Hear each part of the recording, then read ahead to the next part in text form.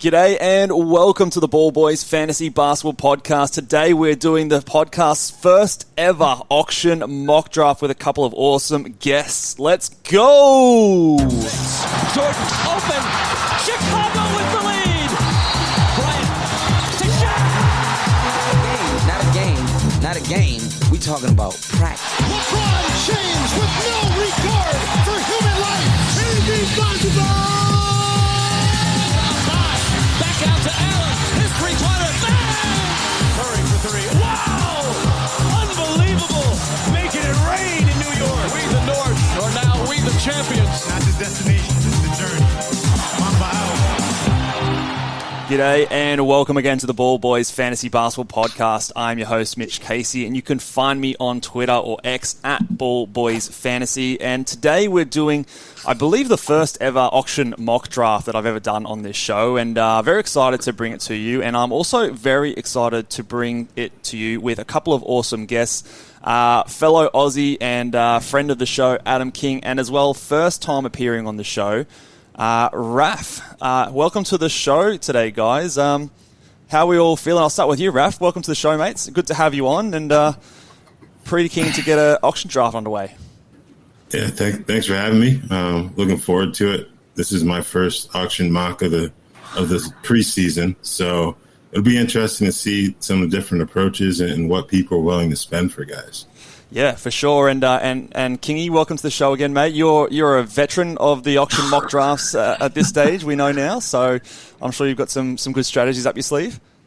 Yeah, I'm hoping that I've learnt from my first two, made a few mistakes. Look, we'll see how we go. It's I've done zero prep for this one, so best way to come into a draft.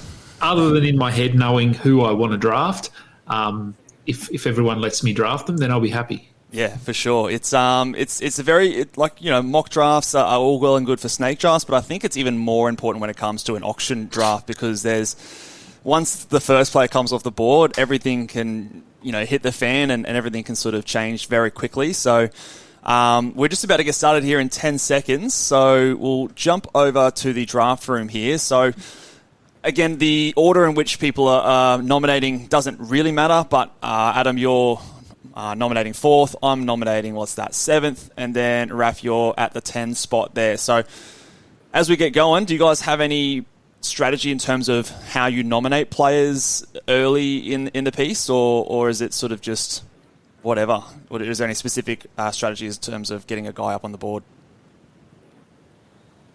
I don't really have a strategy. I just try not to be annoying and nominate, say, Nikola Jokic for $1.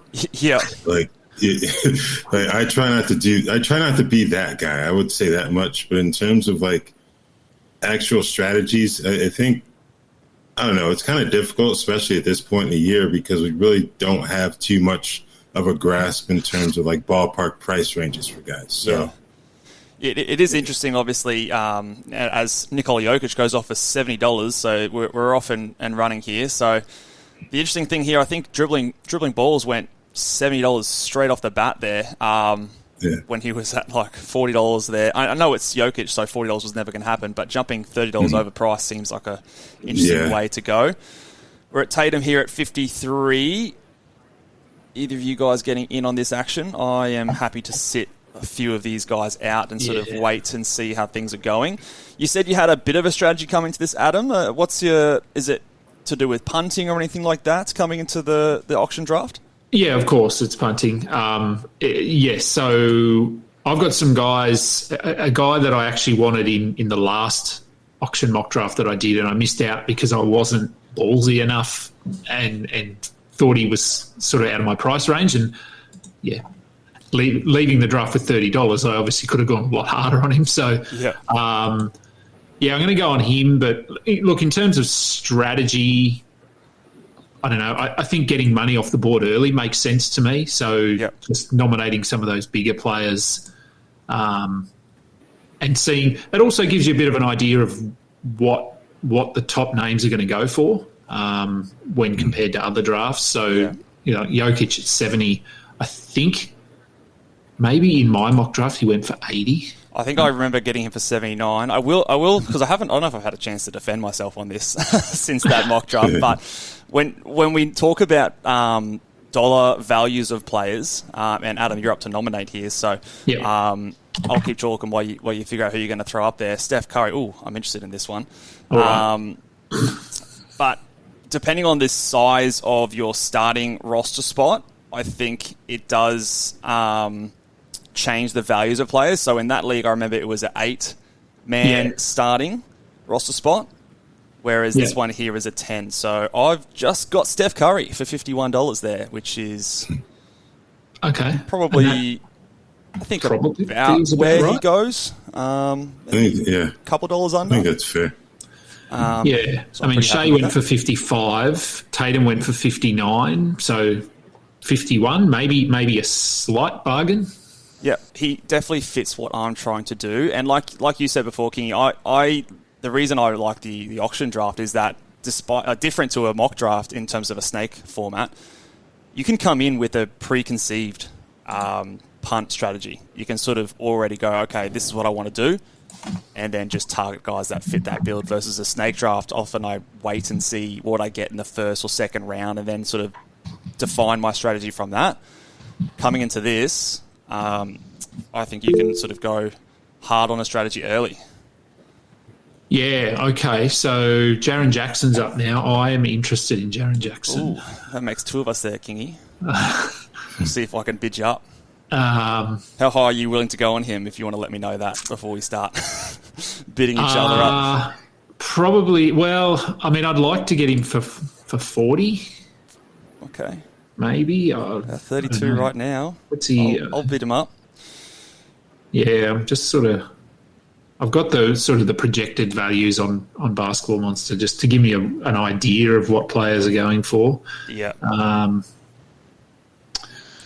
His Yahoo average is about $45, so I doubt I'm going to get him for 40. Seems to be going up pretty slowly. So, and this is the other thing that I find very interesting in terms of the psychology when it comes to auction mock drafts is, do you play it safe and slow and wait till the timer goes down to close to zero before you throw a bid in? Do you come in hot and come in really quickly and try and show some dominance there and scare some people off?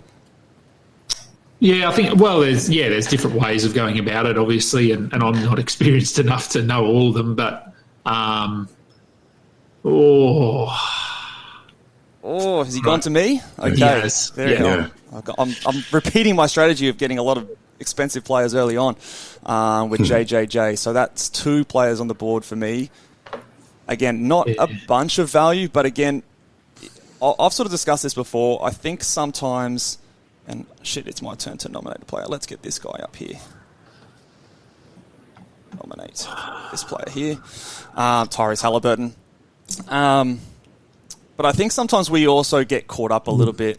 Jeez, just gone whack with $58 there. Yeah. See, so that's obvious, that strategy of scaring people off. Yeah. By just whacking a massive bid and hoping that the others then go, well, you really want this guy, so I'm not even going to bother. Yeah, I mean, that's I don't know. I reckon he still gets outbid by 59, but I think if I got Steph at 51, Tyrese at 59... So we're starting to find a little bit of a market value with a lot of these guys. Yeah. So Tyrese went for the same price as Luka. Shea went for a few dollars cheaper. So there is a bit of a, market value being established here. But like I was saying before, I think often what gets lost in auction drafts because we get so caught up in what players go for that we also sometimes forget to build a coherent team. And I think that shouldn't be lost in the discussion, just like in a snake draft. If you reach for someone 5, 6, 7 spots earlier, but he really fits what you're trying to do, I don't think that's the worst thing in the world. And I think that sometimes in auction drafts we get a little bit too caught up in the price a player goes for than what it actually means for your team. Yeah. Oh, Nick Claxton. All right, so Raf's in the bidding here. Raf's on this one. Yeah, there's a few actually on this one. So he's up to 20. Raf, I don't know. I haven't talked to you much before in terms of on the podcast, but are you a big punter as well, or are you? I'm not a huge punter, but I think with this model that I have right now with Claxton and Luka, I may be punting free throw percentage, to say the least. Turnovers may be off the board too, but we'll see. So Claxton really, just went for $20 there, which I actually think is a really decent price compared to where I might have him. But yeah, so that's a decent value pick there.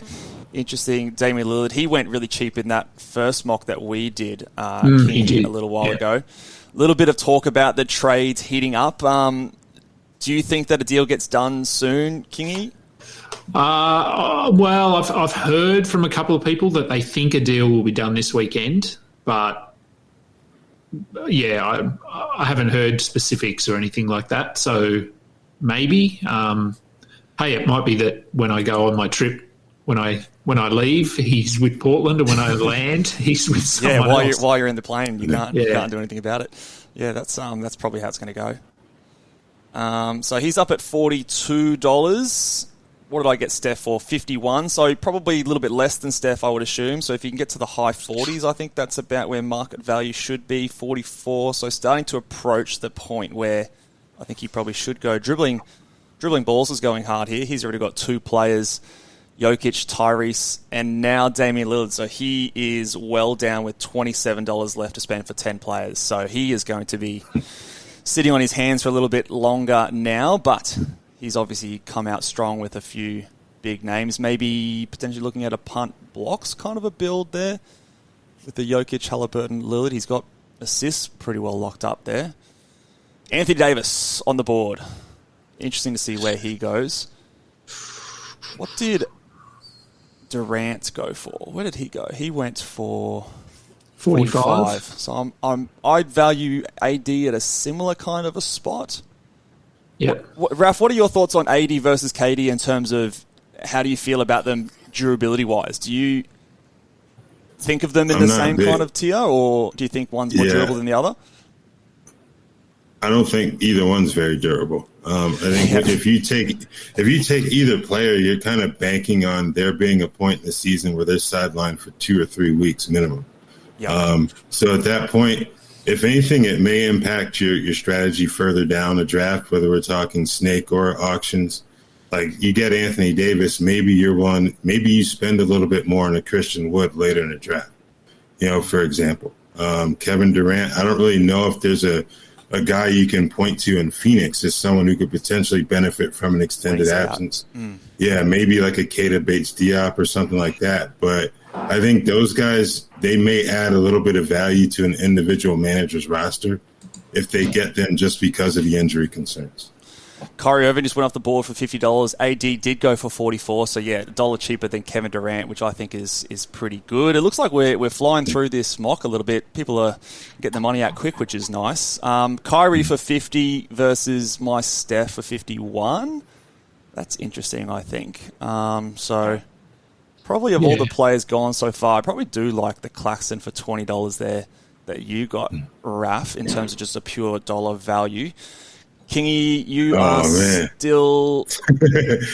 Luka did not want to do that, apparently. Oh no! Well, Luka, you're gonna have to adjust there, mate. He's on your team. Yeah. I don't think it's terrible, Kyrie for 50. It's probably a slightly high, but I think he's probably like a 45, 44. So yeah. For all the concerns about his availability, he still played in 62 games last season. He's been healthy body-wise. Caliber, his body hasn't been the issue the last couple of years. We don't know about the other things. No. But I think if you can get like 60 games out of him, I think he'll give you enough production to make it worthwhile. Oh, here's my guy. This guy's worth $100 at least. Vucevic on the board. This is my Tobias Harris of this year. Do you guys share my pessimism with Nikola Vucevic's value this season? Yeah, I think what's the... I don't even know what his ADP is. I think on a snake draft, he's ranked at 36 on Yahoo. So I think he's going in the 30s across most sites. Yeah. I'd be interested to see if he goes more or less than Claxton here, because he's already up to Claxton's $20. I would be very much happier to take a Claxton for $20 at this point. Yeah.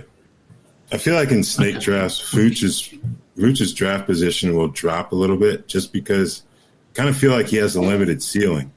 And you mentioned that ADP of 36. I feel like that point in drafts, you may be more and more inclined to swing for someone with a higher fantasy ceiling. So people will often point really to good, people often point to his totals ranking, and I just think that's a terrible way to evaluate players. I did a whole tweet storm about totals as a way to evaluate players, and I just think it's the wrong way to go. You're in on this one here, Kingy, for Sabonis? Maybe. He's not sort of a guy that I'm specifically targeting.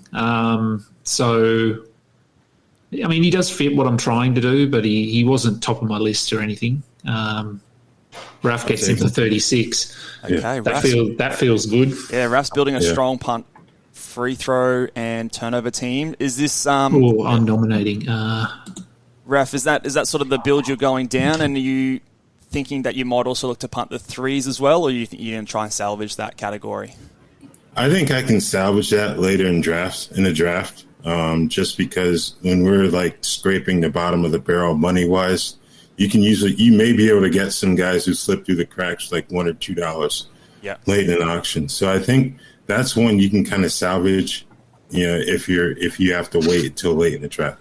I think it is also, I mean, this is the way I approach it. I don't know if you guys have a differing opinion, but I always try to make sure that I have at least 2 or 3 $1 players at the end of my, or $1 or $2 players at the end of my bench in case, because obviously, you might get someone who jumps forward heaps, or there's a free agent that you want to pick up and you want to have someone who's expendable.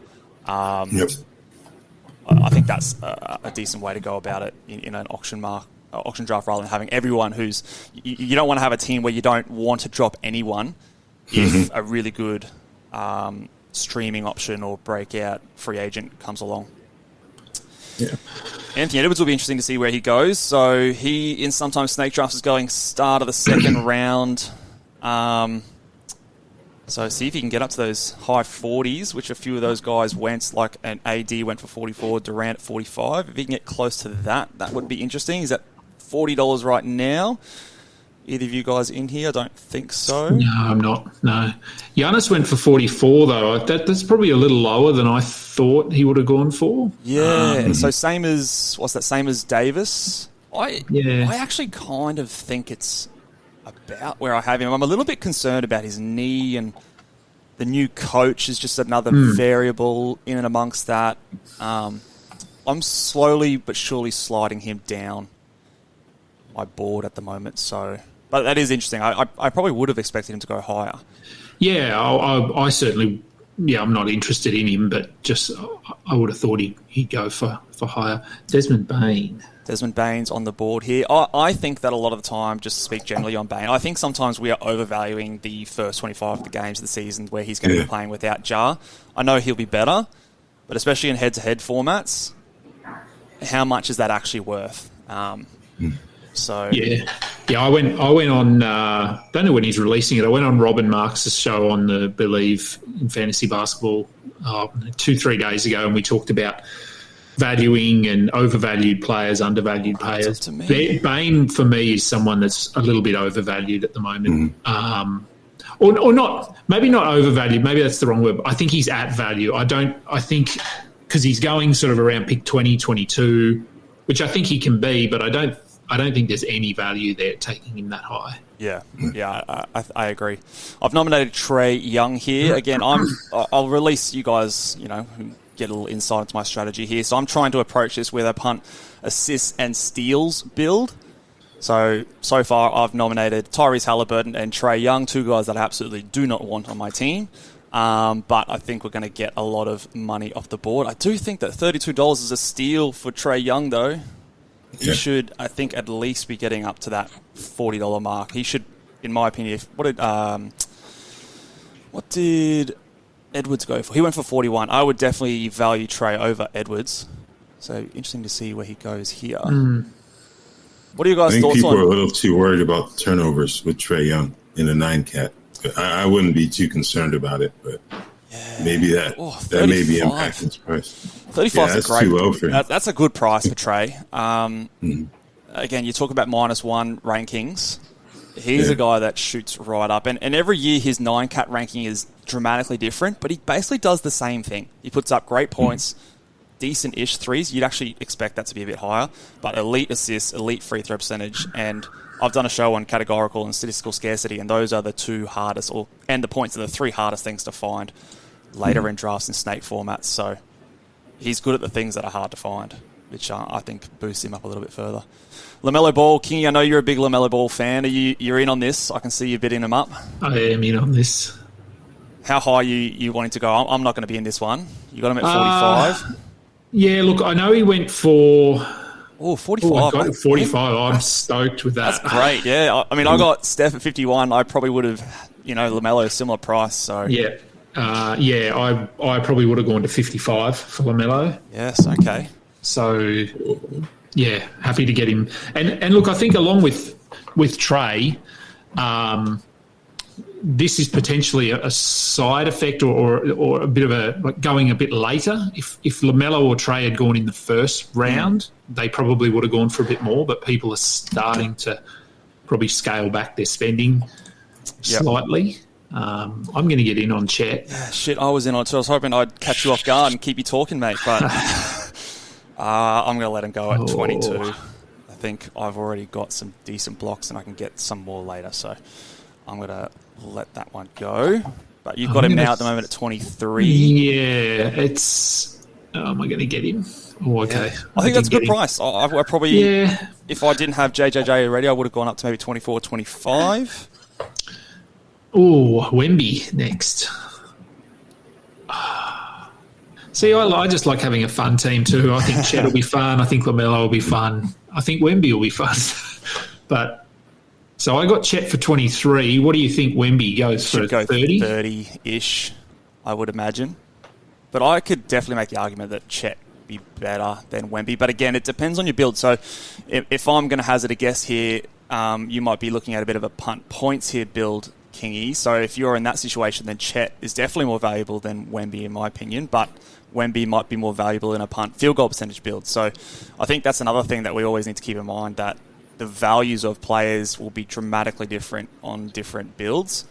So I'm punting points and percentages. So which is a punt that I'm going to do in a lot of my leagues, and in that build, LaMelo is the second best player based on pure projections. Obviously, they're not everything. But that's why I really liked him. What's your thought process on punting both percentages there? I think that's an interesting way to go about it. It sort of goes against what I talk about when I say punting, because obviously if you punt one, it means you're automatically going to be stronger in the other one. Mm-hmm. So I think for me, when I say that I'm punting percentages, it's just that I don't care about percentages. Yeah. Well, that's what punting is, obviously. That's what punting is, but I sort of feel like if I'm punting like it's always going to be in the back of my mind, I know this guy, his free throws might drag me down, but if I'm not worrying about it at all, I'll probably come out of the draft and actually be moderately competitive in percentages. If I'm punting both of them, I'm automatically going to get some players that are strong in certain areas and not in others. And last year I lost a couple of leagues based on percentages, and it really annoyed me. So this year I said I'm just not going to bother with them. Yeah, I think the other thing with like punting points, for example, and I'm not going to let Donovan Mitchell get through for $12 there. When you do like a punt point strategy, he is someone. So you're going to have to be mindful that because you're low volume, low usage, that any swings in percentages will be felt greater by your team because you won't have that volume behind it to sort of buffer that change week to week variance. So I guess that is a point towards punting those percentages. I often, if I'm punting points, I'll punt the free throw percentage because you get a lot of those big guys later in drafts that are poor free throw percentage guys. But I often will keep the field goal percentage because a lot of those big guys, even if they're not shooting a lot, they are hitting 65, 70% of their shots. So that is enough to kind of help you. But yeah, I just thought that was interesting that you were disregarding both. See how it goes. Yeah, I'll let you know in 9 months. Yeah, but I do like the punt point strategy a lot this season. It's one of my favourites. And one that I did try when we did that mock draft on your on your channel, Kingy. Yeah. So, Raph, you're sitting there with the most amount of players at the moment with 4 on your squad. $57 left for 9 players. Are you now sort of sitting back a little bit here, or are you still going to get in amongst the bidding in certain situations? Yeah, I think you get more selective when you have the remaining bank that I do. If anything, I'm just going through the queue and looking further down in terms of potential price ranges for some of those guys you're talking about earlier for like $1 or $2, because if they don't pan out, you can always just drop them and you don't really think too much about it. So I think at this point, with the money that I have, if there's one more guy to take a swing at it, I'll do it. But for the most part, I think I'm taking a little time to kind of regather myself and think about some later round guys. Do you think about, okay, right now I've got Sabonis, Wemby, Claxton, Luka. My rebounds are really solid. My field goal percentage looks really solid. Are you targeting or highlighting, okay, and I still need some more assists and steals, and sort of maybe going, okay, circling a few players that later on that if they do come up, that's when I'll still spend a lot of money, or is it still just depending on how much people are going for? Yeah, it depends. I think if you can find 1 or 2 players, that can kind of impact those categories that you mentioned at decent price points, so you go ahead and do that. And I think at that point, I would have a pretty good roster in terms of the versatility with the assists, steals, and all that stuff. So that would be the one thing I think that's really influencing who I'm looking at in terms of the remainder, my upcoming next bid, whenever that happens, in a few picks here. So, yeah. I'm noticing now that those big first rounder guys are off the board, that we are starting to get a few of these guys going cheaper than their average. Yeah. And it's making me feel like my $40 spend on Jaren Jackson Jr. was a little bit much when I see players like Trae Young go for 35 and Donovan Mitchell go for 30. So that's a little bit of a regret of mine at this point, but this is what happens when, you get a few of those big prices off the board early. Everyone starts to tighten up a little bit and focus on the guys that they really do want. Oh, my turn to nominate. Who are you throwing up here, Adam? I'm going to go Brunson. Yeah. Let's just see if Raph and his New York Knicks hat is interested in this. Got to know who the teams everyone supports in your draft. See if they can go for just that extra couple of dollars. Raph is in on this, $21. I mean, yeah, at this price point, I don't think it's a bad idea to take a swing at all. So, let me see where I would have him. Brunson. I think I'm a little bit down on Brunson this year. Probably, 22 might be about where I'd have him. Gone 25 here, so probably a little bit higher on him than I am, but again, he probably does fit what you're doing. There you go, $25. Didn't go? Are you trying to bid him up? I'll take him, but I was trying to see if we can get another $1 or $2 out of Raduladian. Is that something you often try to employ in terms of just trying to leak out some more money from other managers, or? Yeah, every once in a while. Is when you're at the money amount that I have left, you kind of have to entertain yourself a little bit somehow. So you may be able to throw a wrench into things in terms of the auction as a whole, but yeah. I don't know if it's because I'm just not as experienced in auction drafts, but I'm always very tentative to do that. I don't know. I don't want to get myself caught out with a player that I don't want. That's always the risk. Adam's in here. Gone to 29 on Cade Cunningham. Don't let him bully you, Adam.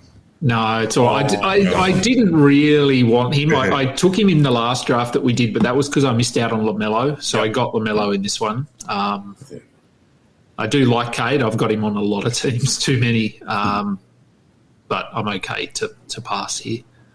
Bam Adebayo is up on the board here, so he's at $7 now. He should, in my opinion, probably go. We talked about Jimmy Butler, his teammate going for 27. I'd probably rather Jimmy than Bam, so I'd probably have him around that 25-ish kind of a dollar mark. But again, with the uncertainty of the Damian Lillard trade. 21. Again, I'm just I've got a question. If Miami doesn't acquire Damian Lillard, like they've been talking about the possibility of Tyler Hero or Josh Richardson starting at the point, how would that impact how you guys view Bam Adebayo, if at all? I think if the roster remained as it is right now, that Bam would beat his current ADP slightly. I think his assists would come up a little bit. I'm up to nominate. I'm just going to throw Jimmy Harden up here just to see how people react to this one. Just because I think when Kyle Lowry came into the team, his assists just plummeted, and I'm expecting Kyle Lowry to be a little bit more restricted this season. What are your thoughts, Kingy? Look, I think if Lillard doesn't come across, they're not going to start Kyle Lowry. I think they'd be stupid to do that. So having Tyler Hero or Josh Richardson running the point, I think they're going to have to run the offense through Bam a bit more. So I'd probably give him a slight bump because there's also no Gabe Vincent there to soak up some of those point guard minutes. So I think Bam potentially could be a winner if Lillard doesn't end up coming across. Yeah, I agree. I think, but yeah, it's tough because I think he's going in the 30s at the moment on snake drafts. He went for $22, which I actually don't think is too bad. Like, it's $5 cheaper than Jimmy Butler.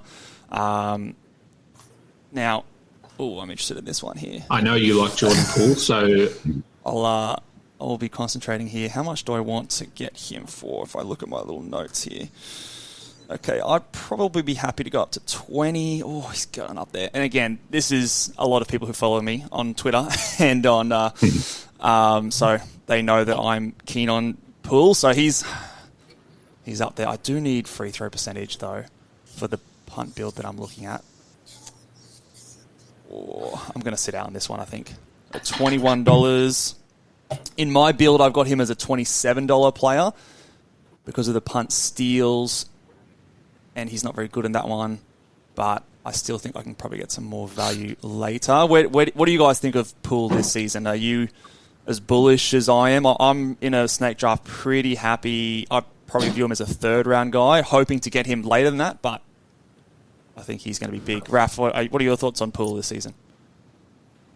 I don't have him as high. I think the usage and all that stuff will definitely go up in Washington, playing on a rebuilding team, where he'll be one of the top offensive options, with Kyle Kuzma. But I don't know, man. I get a little hesitant when it comes to high volume guys on bad teams because I kind of feel like they're going to end up hurting you in a different category. Like field goal percentage could be an issue for Jordan Poole. Yeah, it's going to be terrible.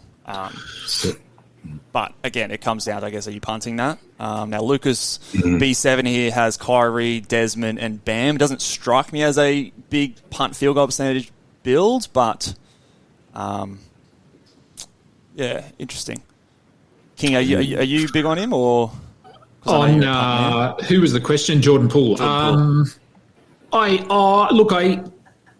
am. I don't think anyone's as high on him as you are. That I've heard, but I am, but I feel like he's going to end up going too high for me. Like I was happy to take him around sort of pick 50, but I feel like he's going to bump up inside, like into the third round. I've got him projected. I've got him projected to score about 25 points, 3 threes, less than 5 assists, less than a steal, 43% from the field. And I've got him at 89% from the free throw line on 7 attempts. That's where a lot of his value is for me. And then in a -1 setting, that comes out as 25th. In a 9-cat setting, that's 38th, which is closer to where he's going. Yeah. But it just really goes to show that when you do take into the fact, like punting and head-to-head teams, that his value is dramatically different. And I think, tell me if you disagree, but I think those projections are relatively. He could score 28, 7 points a game and hit 5.5 assists, but even if he doesn't do that, he's still going to be top 30 in like that -1 kind of a setting.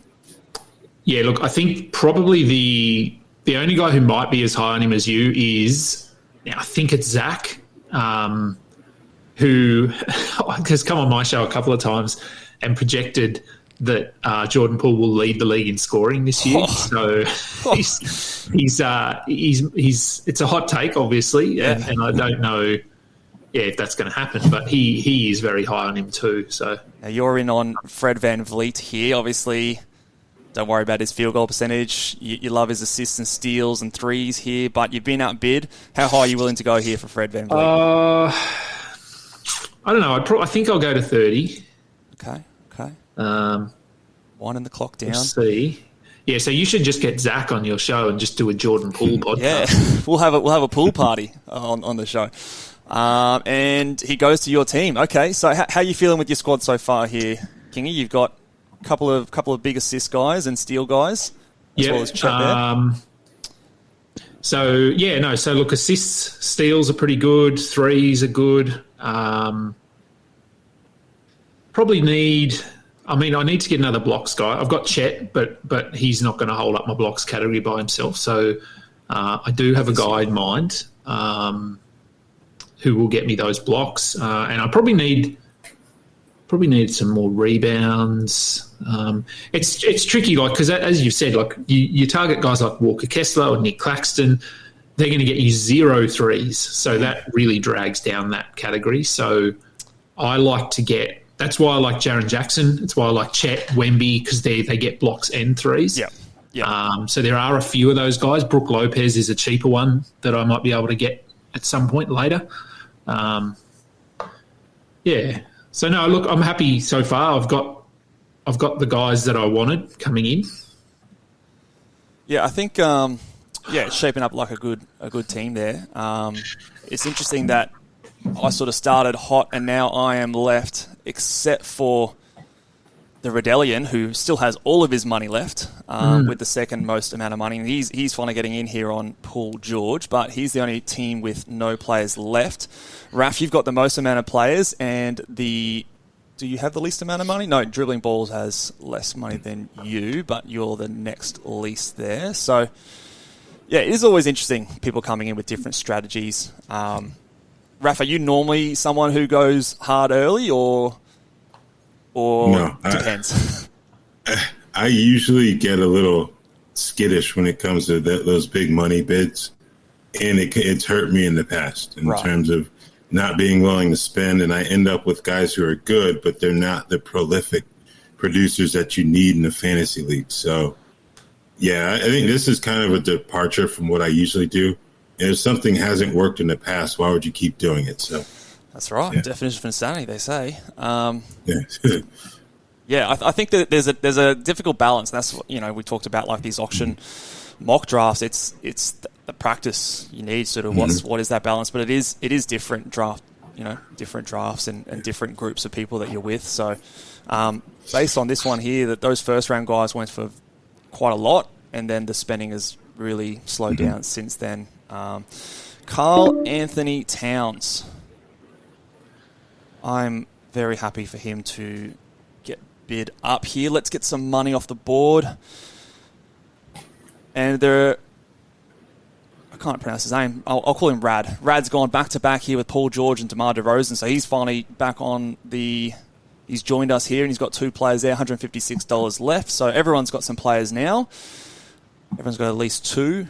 I am still waiting for a few of my guys to come up here.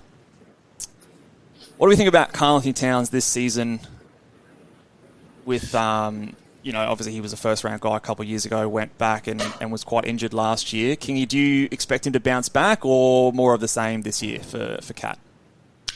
No, look, he's starting to grow on me. Yeah, why not? You're in on this?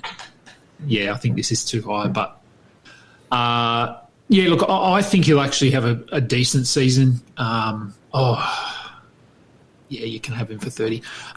He's coming off, obviously, last season he was just injured basically the whole year.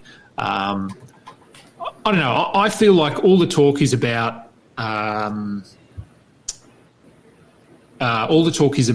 Anthony Edwards. It's his team now. He's the future. but I feel like Towns may not agree. I think he's probably still of the opinion that he is their franchise guy, and feel like he didn't get a chance to sort of back that up last season. And playing next to Gobert doesn't help him, obviously, but I think that he's being undervalued this season. I don't think he's going to get back to being top 15, top 20 like he was, but I think he could be a back-end second rounder, and I'm seeing him go sort of outside the second round into the third round. So, yeah, I'm probably a little bit higher on him than and I've got a bit of a soft spot for him as well. I just think he's a fun player and complains a bit too much, but that's not unique to him. Oh, shit, I didn't mean to do that. I was going 25, but I didn't want to go 26, but G's got in there right before me. Someone beat him. Someone get him. Damn it. Okay. I got Larry Markkinen there for 26, and I was hesitant on 25 as it was, but okay, that's all right. I'll adjust. So I've gone Larry Markkinen there. Again, I'm very conscious of, in my strategy, being very strong in free throw percentage with a couple of my more expensive guys because I want to get a few cheaper guys later that might hurt me there. So I'm trying to get some good free throws early. I don't know if I love that spend on Larry Markkinen though. Cal Bridges, here's another guy that I do like. Let's have a look. I'd be willing to go he's already at 26. Okay, no, I'm probably out on this one. What do you guys think of Mikal Bridges this season? Adam, you were in this one, but not anymore. I nominated him, and just to get some money off the board. Yep. No, look, I think he'll have a good year. I do think that I don't know. I'd like to see his defensive numbers come back. I think we saw last year as he took on more of an offensive role, his defense. So if he can find that balance and get back to being a strong defensive contributor as well, then I think he could be top 20, sort of middle of the second round. But yeah, I haven't got him, taken him anywhere, but I still think he's going to have a good year. I mean, he's the guy they're building around in Brooklyn at the moment. Yeah, I think so too. I wonder how much people are valuing his durability and maybe taking that too far.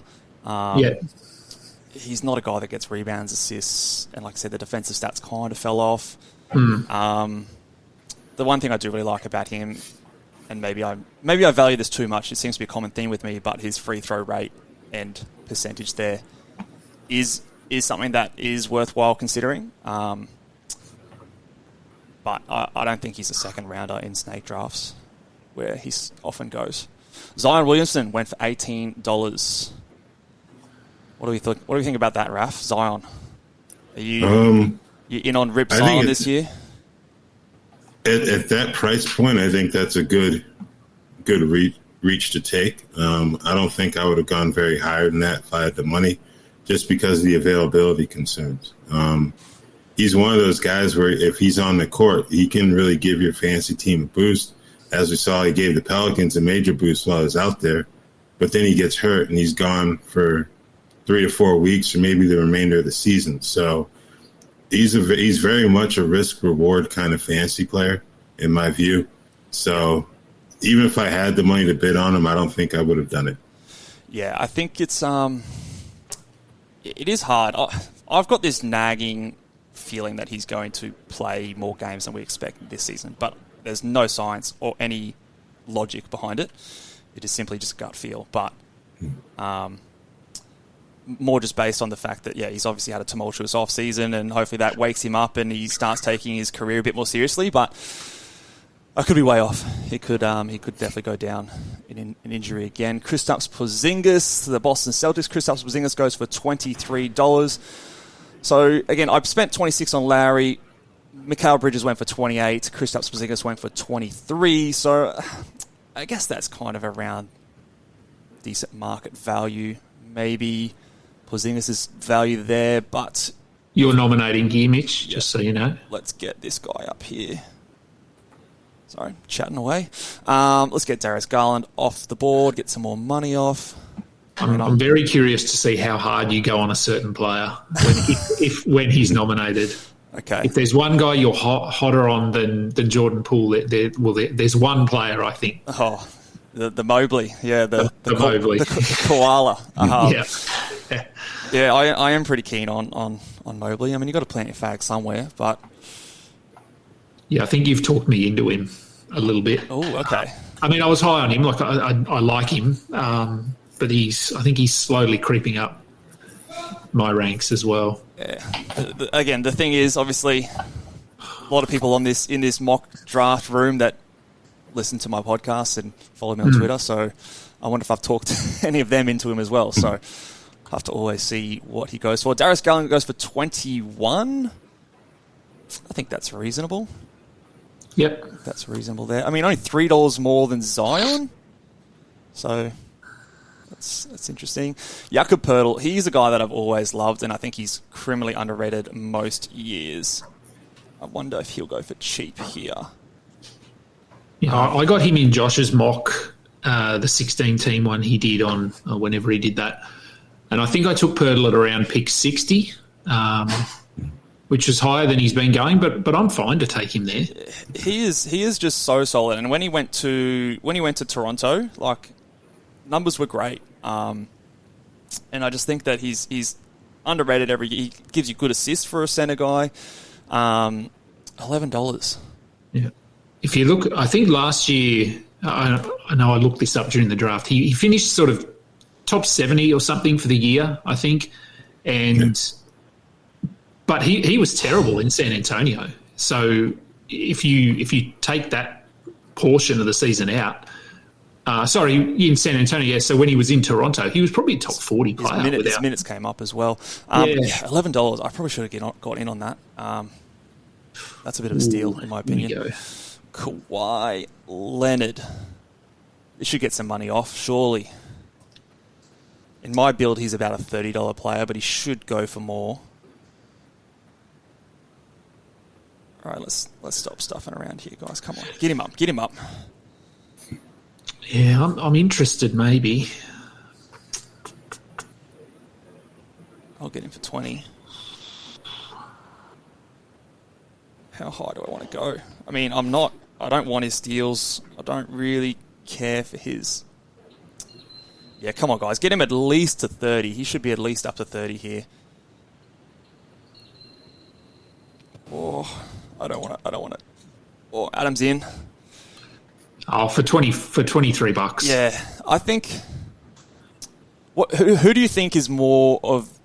Like, in a snake draft, who do you think would go first between Kawhi and Paul George? And in an auction, who would you pay more for, Kawhi or Paul George? Just on a blanket kind of view. I'd take Kawhi first, but I think Paul George will go first in most situations. Okay. I have more confidence in Paul George's availability. I do. I think Kawhi, I mean, we saw it last season. He's a first-round player. He's when he's serious? healthy. That one ran right down to the last 1 second, and 3 people went at the exact same time, and it went right up to $4. And then Adam's just going to come in here and say, "Move out of the way, boys. I've got him for 5." I'll take Melton for 5. Yeah, I think in your build that's very solid. I have no interest in his steals, so steals, out of position blocks. He'll hit a couple of threes. He'll get some assists. So, Raph, did you think he was going to slide on through there? You were. Yeah, that's why I threw him up there. I was hoping, I kind of sneak in like a $1 or $2 bid, and obviously it didn't work out there. But that's kind of what you're left to do at this point. Yeah, sometimes that can go through. Personally, my strategy is to wait on those guys a little bit later when more money's off the board. But I have seen it work where you have a few good, more expensive players come off, and then you just throw a random cheap guy in there, and he gets through for a good value. Yeah, not to happen that time. Or what am I wanting to do here? Oh, Rudy Gobert 14, Poeltl for 11.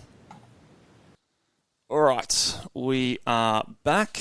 Let's unpause this draft. Oh, maybe I can't. Maybe I have to wait 40 seconds for this thing to count down. All right, so we were...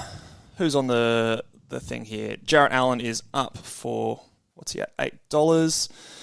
Any interest from any of you guys here for Jarrett Allen at this point? I'm pretty down on Jarrett Allen, as you mentioned before, Kingy, with the hype that I have for someone like an Evan Mobley. I think that will come at the expense of Jarrett Allen. But what are your guys' thoughts on Allen this season?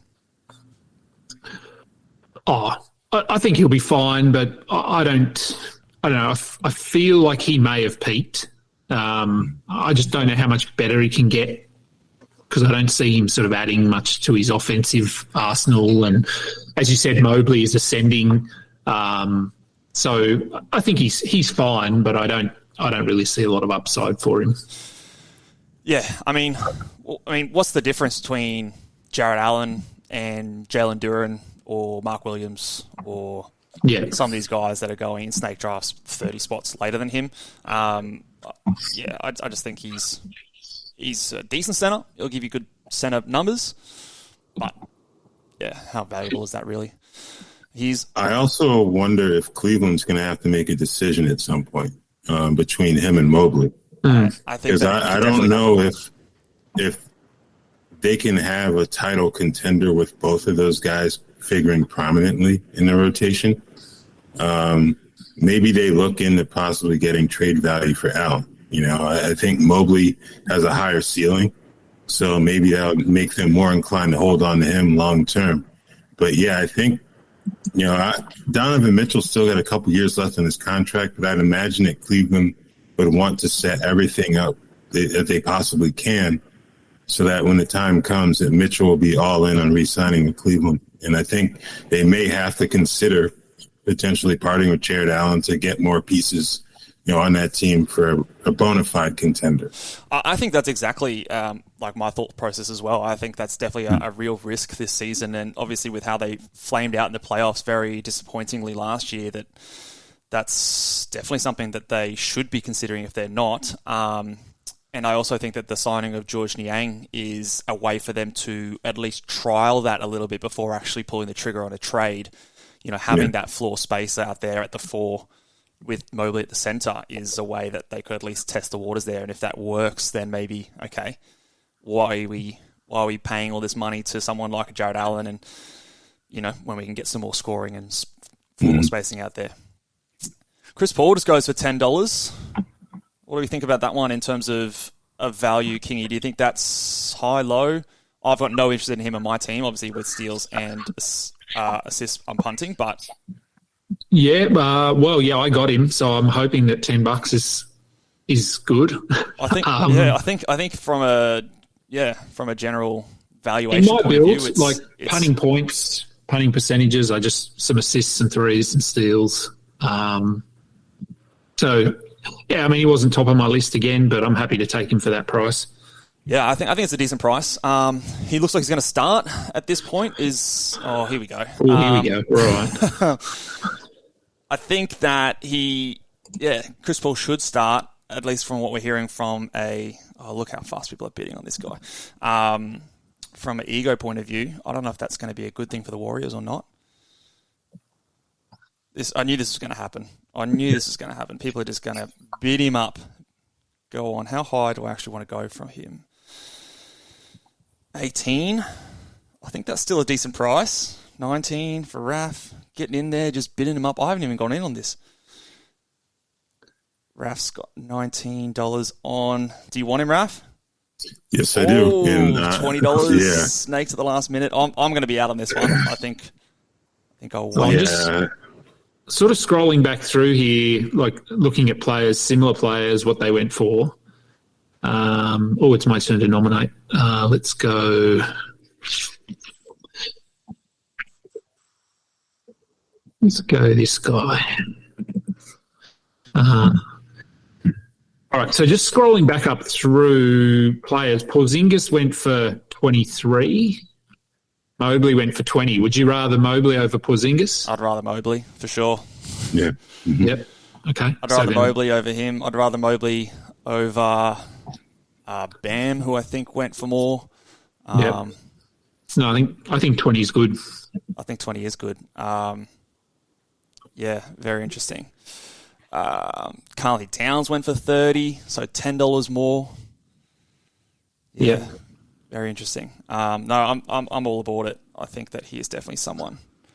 And I fell asleep at the wheel and just saw that Zach LaVine went for $15, which I probably should have got in on, but that's the perils of doing a mock draft and an auction at the same time. All right, who is coming up now? I am 2 spots away from nominating. So I'm looking at my team here. I've still only got the 3 players here. Looking very strong in threes, points, free throw percentage. My rebounds are okay. Blocks are okay with JJJ, but probably could strengthen those. Drew Holiday I've got no interest in. Any of you guys interested in Drew here? King, he might fit your build here. Are you getting in on this one? No, look, I think I'm okay. I've got LaMelo, D'Anthony Melton, Fred VanVleet, Chris Paul. I think I'm pretty good for assists at steals now. Yeah. Saving your dollars for some of those guys. I probably need to get some rebounds and blocks and threes because Melton and Chris Paul aren't big 3-point guys. So, I probably need some threes and rebounds and blocks. Yep. His rebounds and blocks right here. What am I willing to go up from Mark Williams?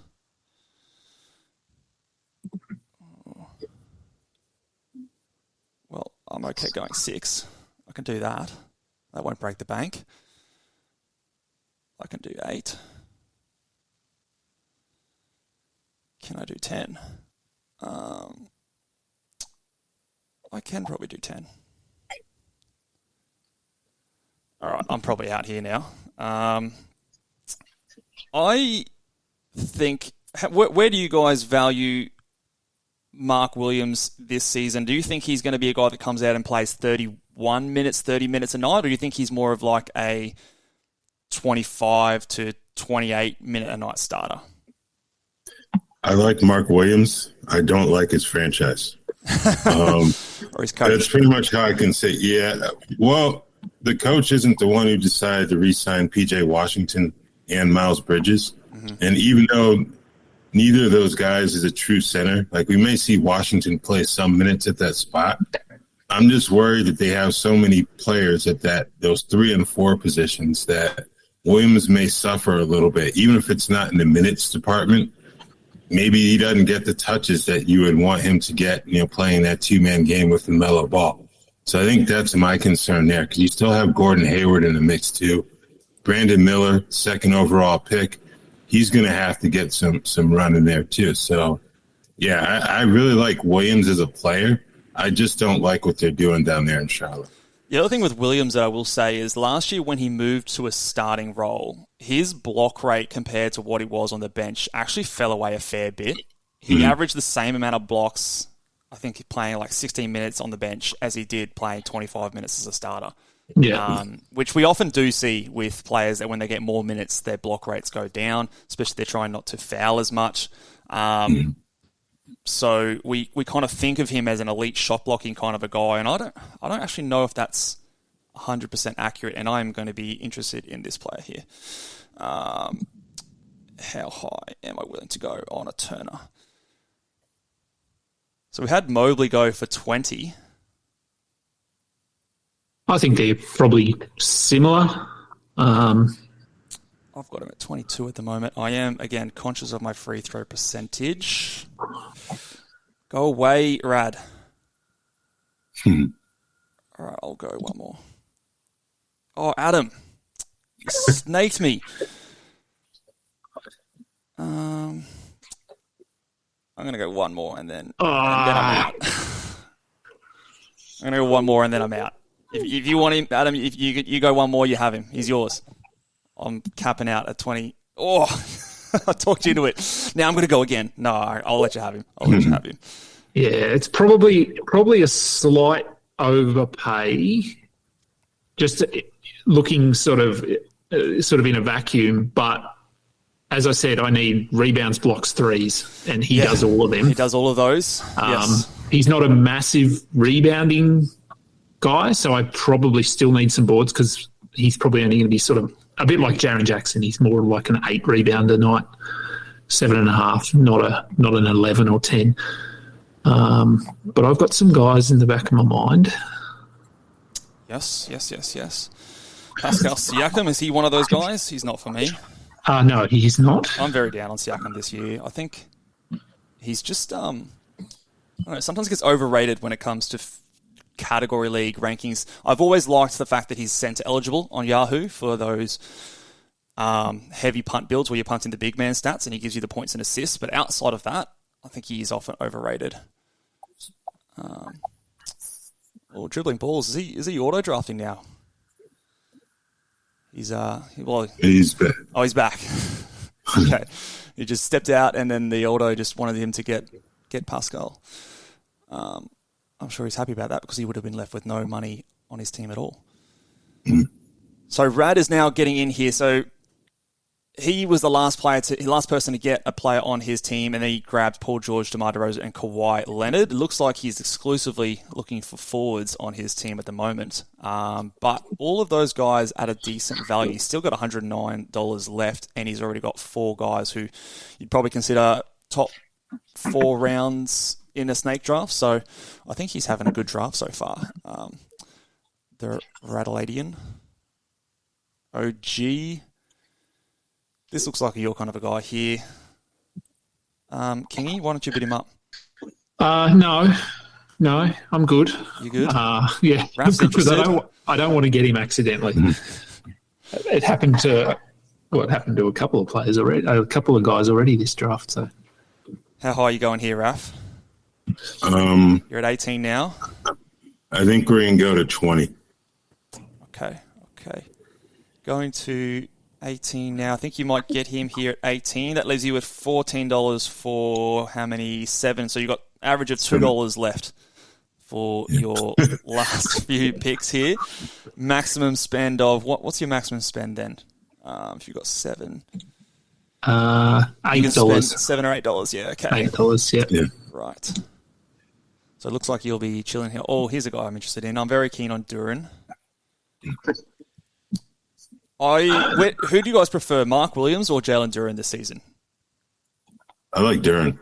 I think you look at Detroit's front court, he may be the one sure thing. They're still trying that Isaiah Stewart at the 4 experiment. I don't know if that's going to work, but I feel more secure with Duran's situation within that rotation. And also, I think he won't have as much to deal with as Williams could potentially have to deal with, as I mentioned earlier. Jeez, I'm really struggling here. No, I'm going to let it go. Yeah, I was in at about 10 or 11, but what did Mark Williams go? Mark Williams went for 11 and Duran went for 13. Yeah, I prefer Duran as well. Yeah, I think I'm more sold on his floor than a Mark Williams, and I think I actually am also more sold on his upside because I think he can just do more passing and scoring. And I could be wrong, but he hit some threes in Summer League, yeah? Did he? I wouldn't expect much of that, but I'm sure he did. Yeah, right, okay. So obviously we're not relying on him as a 3-point scorer, but I think there is scope for him to add that to his game at some point. Where I don't think Williams, like I said, Jared Allen, I don't see him doing that. But Duran, I think, can. Yeah, I think that offensive upside is just much more there compared to Williams, where I just don't think he's ever going to develop that. He's always going to be a rim running lob threat kind of a big. And how old is Duran? Is he still 19? Yeah, he's still 19. He's not 20 yet. Ridiculous. He's a mountain of a man as well. Yeah, he is. So that is actually kind of almost as well a bit of concern of mine. Is like he is still super young. So I'm conscious of getting too caught up in just expecting the world from him, maybe. Because I often do get excited and maybe are a year early on some of those young guys. So yeah, that is another thing that I'm conscious of not going too high on. Paolo Banchero here. He's at $12. He's got a really wide range of outcomes, in my opinion. especially for category leagues. I really love him for points leagues. I think he's going to go crazy in that format. But in category leagues, he just has a lot of holes in his game, despite being a 23 points per night kind of a guy. Do we think he could play a bit of centre, backup centre, like he did in the World Cup, Raph?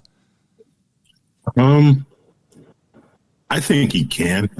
They got rid of Bol, so that's one person who's out. I don't know how much they'd be willing to do it, because then you're looking at, okay, who else? How do you slide down the other pieces in the rotation? Like, I think if Franz Wagner could slide down into the 4 for stretches, but at that point, you're looking at some younger guys on the wings that really haven't proven themselves. So I don't know if they'd be willing to do that too much with Banchero right now. If like a Jet Howard surprises a lot of people in his rookie year and steps up and earns like credible minutes, maybe it happens, but I don't know if Orlando has the shooting to kind of be able to do that. Yeah, they do have a funky roster. And they've also come out recently and said that they're looking potentially to trade away Cole Anthony, who was one of their only good shooters on that team as well. So maybe they just hate shooting and just want a team of players that don't like to shoot. Şengün went for $16 there, which actually could be really, really good value. $16 when Duran went for $13. Yeah, I think that could be really good value. I'm on the optimistic side for Şengün. I know he's got a wide range of outcomes, but I think he's going to be good. I think he's going to be really good this season. What do you think, Kingy? Because I know a lot of people are very up and down on Şengün. Yeah, Şengün's pretty polarizing still. Probably of all the guys that there's a bit of uncertainty about, he's probably the one with the most uncertainty, because we just new coach, new squad, like a lot of changes made there. Yeah, he could be, if he plays 33 minutes, he could be top 40 easily, top 30. If he plays 26 minutes, he could be top 70, top 80. So there's a wide range of outcomes, I think, for him. I'm going to nominate... I'm nominating for $1, so Raph can put a bid in. Give him a taste. No. I got Josh Giddey there for $12 too. I'm pretty okay with that. Yeah, I think your team's shaping out quite nicely here at the moment, King. I like the build that you've gone with. You look like you're pretty set for assists there. Yep. Out of position rebounds as well. LaMelo will get some boards. Giddey will get some boards. Milton, he'll chip in occasionally. But, yeah, I still do need some blocks. Although I've got Turner and Holmgren, so I've got probably rebounds. Anyway. I'm going to get in on Randall here. Actually, I'm regretting that now. Oh, well, he's on my team. All right, here we go. We've got Julius Randle there. I think in terms of, the scoring, the threes, I think he's going to be safe there. $12, similar to a Duran, cheaper than Paolo. I'd rather Randle than Paolo, I think, because at least Randle gives me those threes. So I'm not too upset there. Not necessarily someone I was targeting, but I do need his rebounds. What I do need now is some field goal percentage. So Jaylen Brown just went for 19. Do you think, I think I was talking with Robin on his show about Porzingis, and do you see the Celtics trying to feature Porzingis a little bit more than probably first thought? Like, I just think he brings such a new element to their game offensively. Replacing Marcus Smart with Porzingis, it opens up the court. So I could see them actually trying to play Porzingis as option one, well, maybe not 1A alongside Tatum and or Brown at times. So while I do think Porzingis takes a hit, I still think that he's going to feature quite heavily and not just simply be the third option all the time. I think I'm just throwing up Paul Reed here because I want to see where he goes. Throwing a bit of a hype guy in there. I think that because the team is so shallow, you're going to get... Oh, I'm just watching what Paul Reed does here. So he's at 4... Raph almost had him there for 3. I think obviously you've got Brown and Tatum. I don't think that they're going to change too much. They're still going to be the main 2 guys. Yeah. Kristaps Porzingis, I think, will be worse than he was in Washington, but I think it won't be as much as maybe we fear. Just because the team is so they've got a strong 7, but outside of that, there's really not a lot else in terms of give them the ball, go score kind of a guys. You've got Al Horford, you've got Derek White, you've got Rob Williams. These guys are not players who... Damn it, I clicked bid there and I didn't get it. Vassell for $5, am I seeing that right? Here. Oh, that's a steal. That is ludicrously low. I was talking too much and I didn't even watch that one. Yeah, I must have just missed it by half a second. Oh, that's terrible by me. Wow. Okay, that's the steal of the draft. What's Vassell to you? $5 obviously is great. How high would you go on Vassell? I'm not interested in his steals at all, but he should have gone for at least $10 there. Yeah. At least. And more if I actually cared about his steals and assists. That one slipped through the cracks. Yeah, these mock drafts auctions are hard. I will say I'm struggling more than I thought I would. All right, Jamal Murray is going at, what is he at, $15 at the moment. I think he's sometimes getting undervalued at the moment because he was coming off that ACL to start last season and really got it cracking in the second half of the year. He was sort of top 40, which is where he's been most of his career. So I think that, he's up at $19 here at the moment, which is probably about right, but in snake drafts, I think he's going a little bit later than he should. What do you go for there? $19. Sounds it's year 2 after an ACL, and we've seen a lot of guys over the years kind of blow up in that second year back. So, yeah, I agree with you. I think he is being drafted too low in snake drafts. Yeah, he's just solid. Was that the year that Levine blew up? Was that his second year after his ACL? It might have been. Yeah, I think you might be right there. Yeah, I think we see it a lot in terms of players. I think Klay Thompson last year as well. He had an underrated season. Had some really big games during the regular season, and that was his second year back after his Achilles/ACL injury. So yeah, Shaden Sharp for $2. Not bad. I do worry that even if Lillard is traded, he still... I don't know. He's a tough one. He's still got that mystery box about him.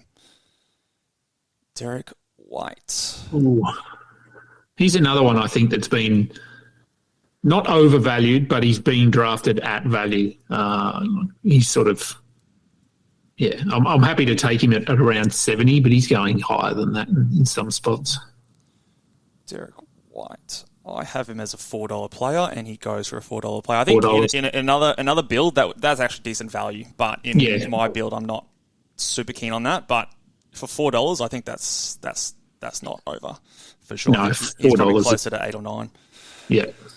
So there's a lot of guys going for value here, and a lot of guys going for value that I don't want, which is not good when it comes to auction drafts because it means the guys that I do want, a lot of people else will still have money to spend on. So I don't particularly think I'm going too well in this mock draft here. I will throw $12 on Bradley Beal, though. 14.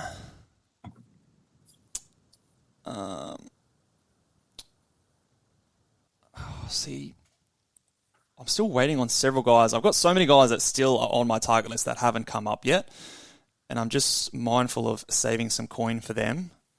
But there are a lot of guys going for decent value, I think, at this point. 16 for Beal. So even that's low, I think. What do you guys think on Beal in that sort of a spot? What do you go for? 16? 16. Yeah, I think that's probably... Jamal Murray went for 19. Yeah, it probably feels about right. It still makes that Vassell for $5 look ridiculous. That's going to haunt me. That's one of those ones where you're just not paying attention and everyone was just switching off at the same time. No, I think 16 for Beal is about right. And Phoenix, I mean, they've added some depth. I still wouldn't call them a deep team. So if Durant goes down at any point, or Booker has had some issues with soft tissue injuries the last few years, then Beal could straight away step into that role of being the first or second option rather than the third. All right, here we go. This is a guy I'm interested in. Let's see how much Daniel Gafford goes for. Stop bidding, guys. Chill. How high am I willing to go on Gafford? I'd go 7. Let's do that. I do need the field goal percentage. I do need the blocks. Come on. Hey, okay, I'm pretty happy with that. $7 for Daniel Gafford, and I think who was it? Mark Williams went for 13, and Duran went for, I think, 11 or 12. 11, yeah. So getting him for a few dollars cheaper than those guys, I'm pretty happy about. I was hovering over the bid button, but I'll let you have him. Let me have a win. Tyler Hero, yeah, I'll get in on this. This could be a point guard eligible player for me, which I am conscious of making sure I fill.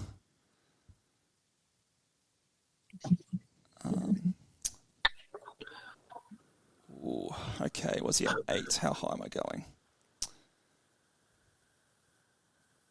I'll go 9, and that'll be as high as I go, I think, for Hero. Just because, again, I'm conscious of getting those players in my punt assist steals build that can be in my point guard position. So now I've got him and Steph, who are going to give me really good scoring, free throw percentage, and threes. Don't care that they don't give me steals. So I'm happy that those are filled now, and I can concentrate a lot on some bigs and wings. All right, I'm going to go... Actually, I'm going to nominate him for $1. Just, I don't want to start him at a bid that I don't actually want, because I don't want him. Kuzma is someone I'm interested in. I think he's going to go nuts when it comes to scoring. He will hurt both my percentages, though. Yeah, I'm going to let him go from here. I think he can score close to 23, 24 points a night. He'll get you decent rebounds. I thought he flashed a little bit of playmaking last year too. Not much, but previously he'd basically been no assists at all. I think there's a little bit of room. He had that weird stretch, I think, 2 years ago where he was averaging like 5-6 assists for 3 or 4 weeks there. Regressed a bit last year, but still, has that flash that he can show, which, a couple of years ago I would never have thought. But he'll obviously have the opportunity and role on this team this season. All right, who we got here? Jabari Smith Jr., my guy from last year, which didn't go so well. No, I'm somewhat interested in him. Yeah, I'll throw $5 there. I think he can step up. He's got a coach that's actually going to run him some plays. I'll let him go for 6. I was just happy to go 5. Yeah, I think I'll let him go. Again, you think about threes as a category. You can get that a bit later. So what have I got? I've got $55 left to fill out another 7 spots. Okay, so we should be able to get some pretty good players here as I just calculate. It's about an $8 average. On Okongwu, I will go $6 there. Do you guys think that, Raph, do you think he's going to start at some point this season? I think it's possible, but I think it's more likely we're going to continue to see that same timeshare between he and Clint Capella. Maybe the numbers in terms of minutes are more even than they were last season, but yeah, I don't think it's a lock that Okongwu is just going to replace him in the starting lineup. Now, there may be a competition during the preseason, but I'm not one to assume that Capella is just going to be out of there and coming off the bench right away. Who do you think is... I've got a question for you. Who do you think is more likely to be traded? Clint Capella or Jarrett Allen? Ooh, it's a good question. I think Capella. I think it's close. I think it's close. Yeah, I think both could be traded. I think I'm going to say Allen, actually. Mm-hmm. Yeah. I think it could depend on where, when the time comes, where the team is sitting. Like, what's their record? What's their? Have they got injuries? That sort of thing. Because I feel like if Cleveland are second in the East somehow, third in the East, they wouldn't want to trade him and sort of mess that up. But if they're sitting down in sort of eighth and underachieving, then this is the guy I've been waiting for. How high do I want to go on him? Okay. Adam, you can kindly sit down and out of this one if you want, because I want him on my team. And I'm not normally a big Walker Kessler guy, but he is obviously the biggest source of blocks and field goal percentage left on the board, I would say. Yep. And he is getting bid up appropriately.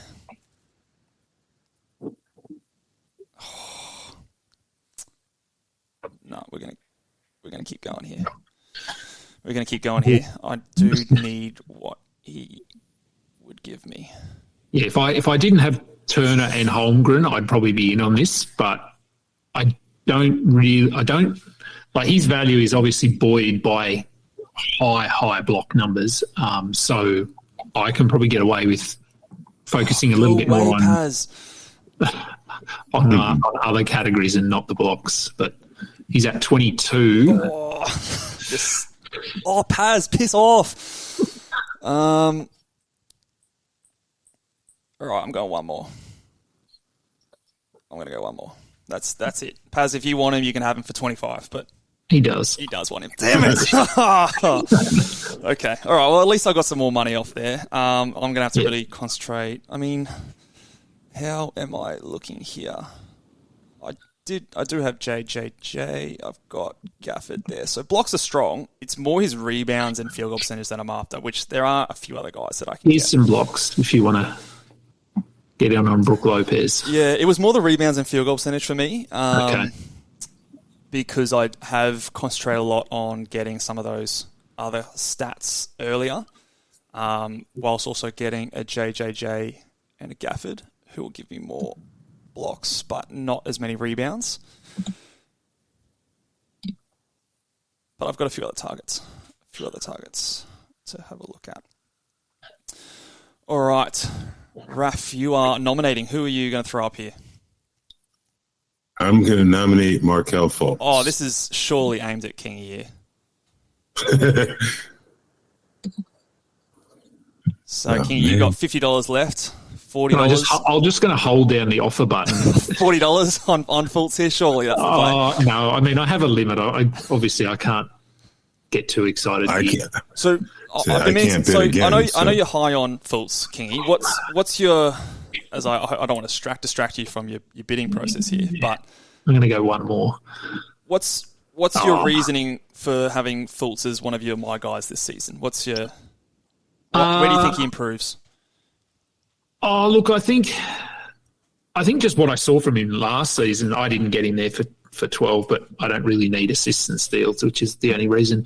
Another guy who is coming like second year or whatever off a major injury, so another guy that could take that leap.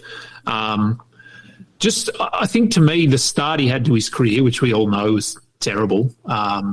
He was basically written off at one point. His ability, I just think his mental strength and ability to come back from all of that adversity and turn himself into, I'd consider him an elite. Not elite up there with the Steph Curry, though. He's certainly not up there, but I think he's a really good point guard. he's decent from the free throw line now. That's not an issue. Doesn't hit a lot of threes, but he can hit threes. But he can get to the basket. Really good facilitator. I just hope, as with a few of these guys we've talked about, that the Magic prioritise him and don't play Cole Anthony over him. They've got Anthony Black there now, so there is a little bit of concern. But I just think their offense clicks so much better when he's on the floor. So I'm really high on him. I think he could be top 50, top 60. Do you think the Cole Anthony news helps his case, or does it change your opinion much of him, or were you already kind of valuing him? Yeah, it doesn't change my opinion too much. It's nice. I think it reassures me a little bit, but it doesn't change too much. I just grabbed one of the more boring players in the NBA in DeAndre Ayton there. Again, I needed rebounds, I needed field goal percentage. I don't care about assists and steals, which he obviously does 0 in. So fingers crossed he decides he wants to block shots this season. But I'm pretty happy to get him there. Brandon Ingram is someone who I am also interested in, although he is an injury-prone player. I think I'm happy to let him go at this point. Do you guys think that DeAndre Ayton, he's been in a few trade talks recently with the Damian Lillard deal. So do you think if Ayton is traded that would that change your evaluation on him? Right now in a snake format, I think he's probably 60s kind of a range. Do you think that changes if he is moved, or is he still going to be DeAndre Ayton that we've seen for the last few seasons? Raph, what are your thoughts? I think his value would be boosted some. He's never been a good shot blocker, and I don't think that's going to change. But if he were to go somewhere where he was more of a priority offensively, I think that could give him a slight boost. My one concern for him in Phoenix is that they don't really have an established point guard. Obviously, you got Devin Booker, you got Bradley Beal, who will probably take on some of those playmaking responsibilities. But trade Chris Paul, trade campaign, who's left? I know there's been some conversations about Eric Gordon playing some minutes at the point, but when you're a big like Ayton, where you have to rely on other people to get you in spots where you can be successful, not having that elite point guard on the floor could be problematic for you offensively.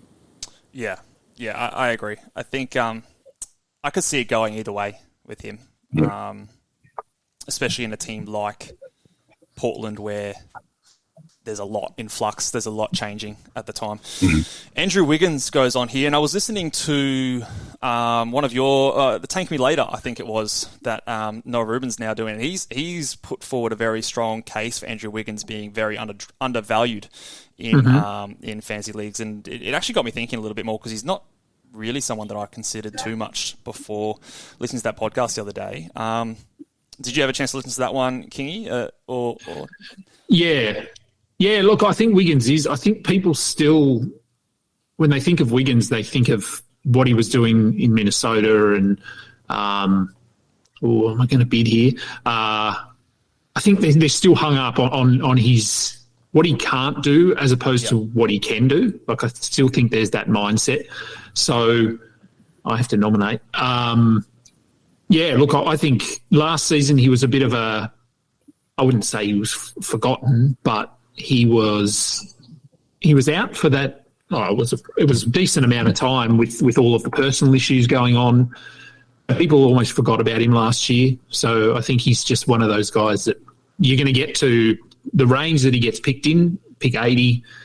You're going to look and go, Wiggins is an option, but I like this guy a little bit more. Yeah. This guy's got a bit more upside. So he'll slide and slide and slide until there's a ton of value when you can get him at pick 100. Yeah, I agree. I think he's hold up, it's not my turn. I think he is someone that, I mean, there was stretches last year where he was sort of top 40, top 35. Which is interesting. Terry Rozier nominated here. Hopefully we're expecting a bit of a bounce back in his efficiency with LaMelo Ball playing more games this season, which I think helps him. conscious that his usage might drop and his assists might drop, but previous couple of years he was sort of like top 40 value. Low turnovers, which boosts his rankings, but I guess there's some optimism in him coming back up. You're in on this one, King? Yeah, look, because I don't care about his percentages. True. And he'll get threes. We know he's going to shoot. I probably won't go much higher than this because I don't need his points. He'll get some assists with LaMelo there. He won't get as many assists, but for $8, I'm happy to get him. He could be top 50, top 60. So, yeah, again, he wasn't a guy that was top of my list, but he fills a need for me with his perimeter scoring. So, still need to get some rebounds, though. Raph, what do you think in Boston? Who do you think is going to be starting next to Porzingis in that front court?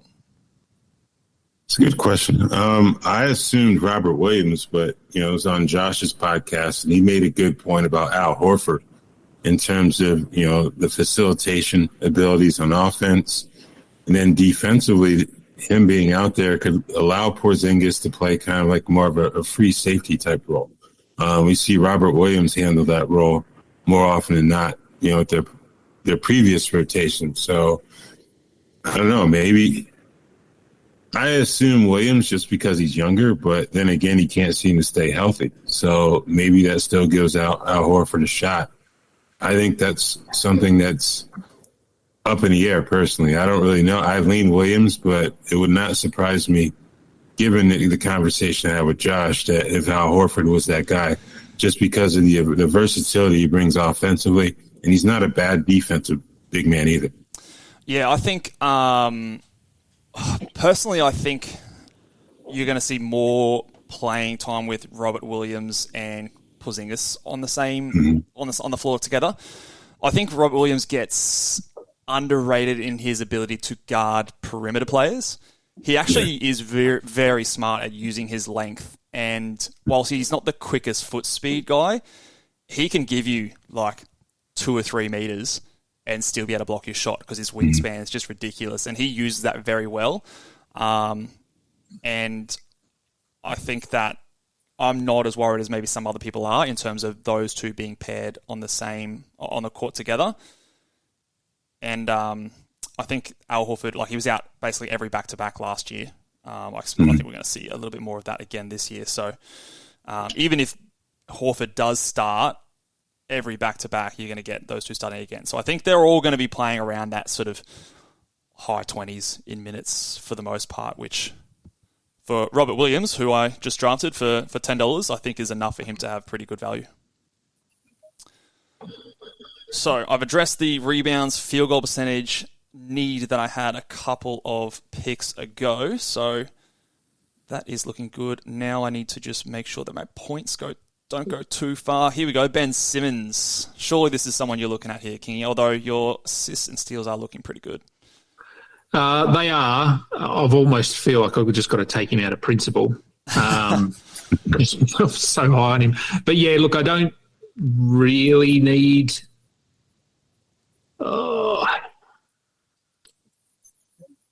He's an interesting case. I'm trying not to get too biased, and I said this before, King, and you would agree with this. Like, a lot of people might accuse us of being Australians and pumping him up, but he's not the most popular player in Australia here, as you would know, King. No. He's not. He doesn't have a big fan base here because of his lack of commitment to our national team. So I hope that is clear for everyone out there that us Aussies are not just pumping him up because he's one of ours.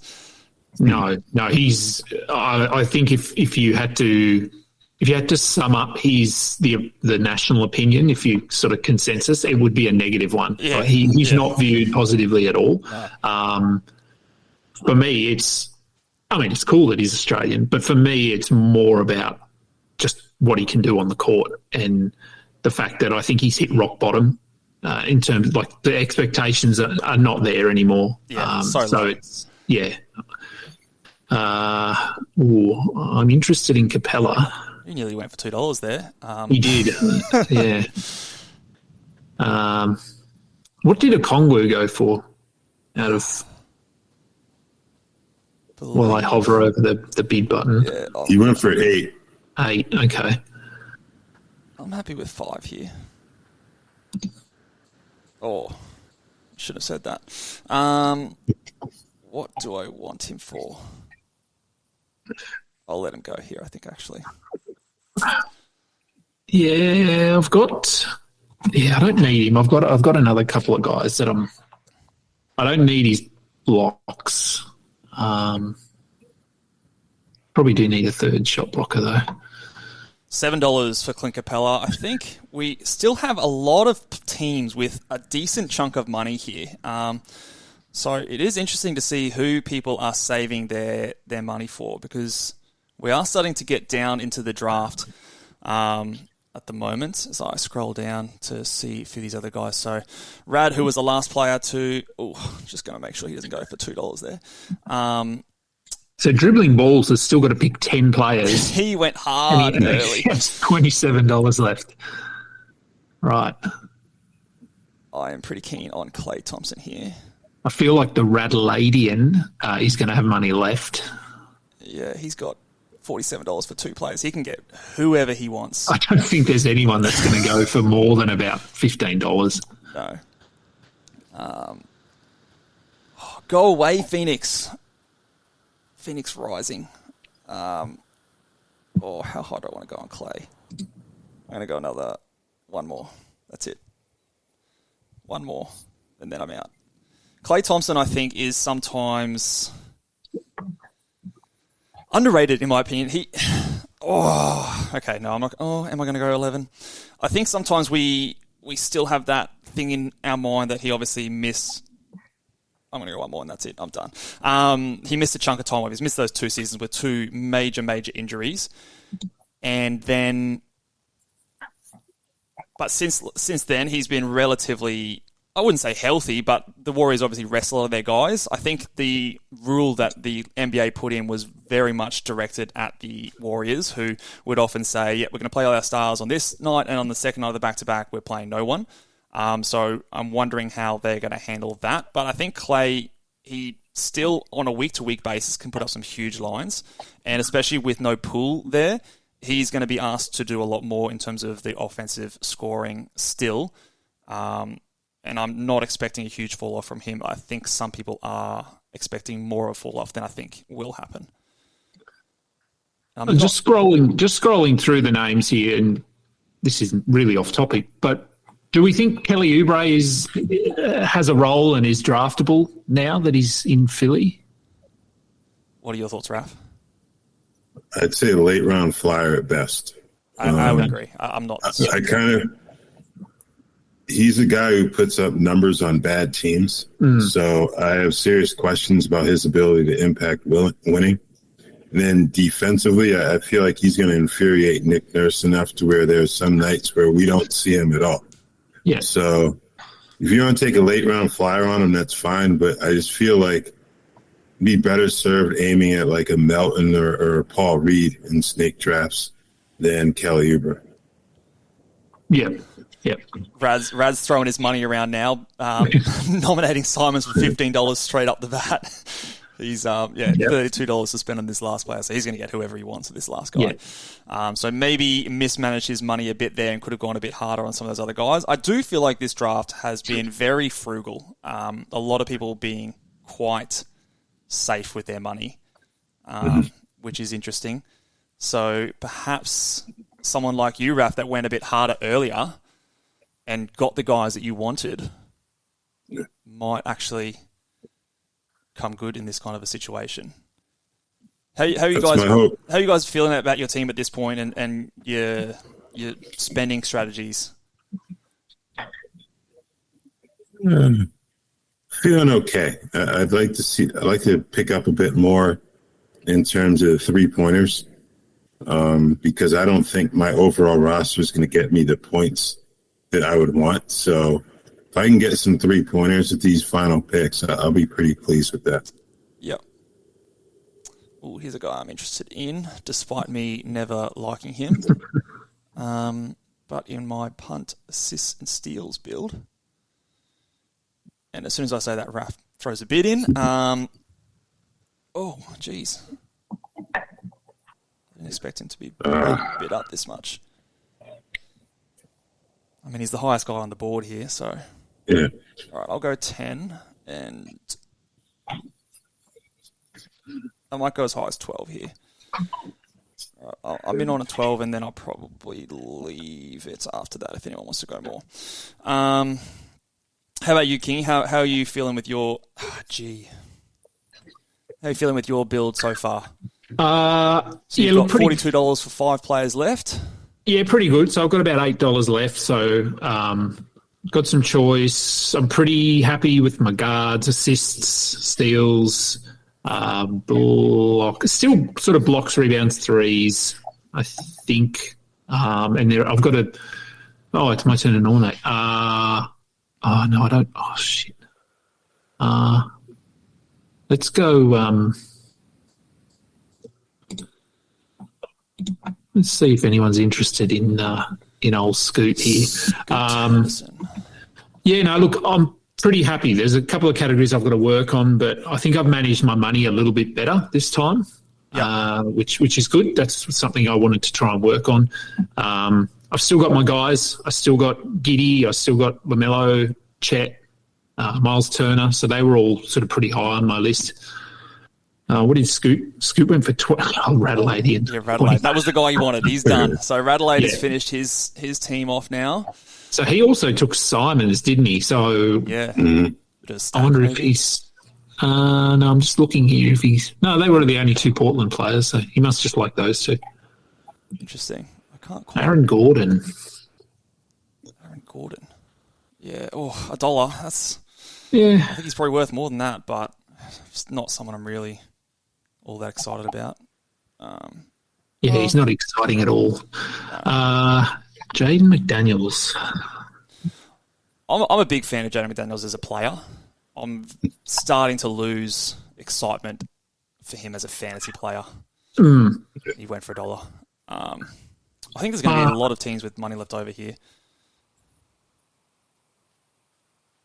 Are there some players that you guys are targeting at the end? Yeah, there are for me. Yeah, I have a few. I don't want to tell you though. Yeah, not yet at least. Fair enough. Oh shit, it's my turn to nominate. Oh yes, it is. Shit, I got distracted. It'll do it automatically. John Collins. John Collins up here. How much do I want to spend on John Collins? He is someone I am just interested in. I'll go 5. Will I? I'll go 5. Someone's gone 6. I'll go 7. And I might leave it at that. So I've got him in my build projected at sort of a $10 player. I want to leave myself room for value. So going for 9, I probably don't want to do that. So 8, I think that's fine. Do you guys think, Kingy, that there's...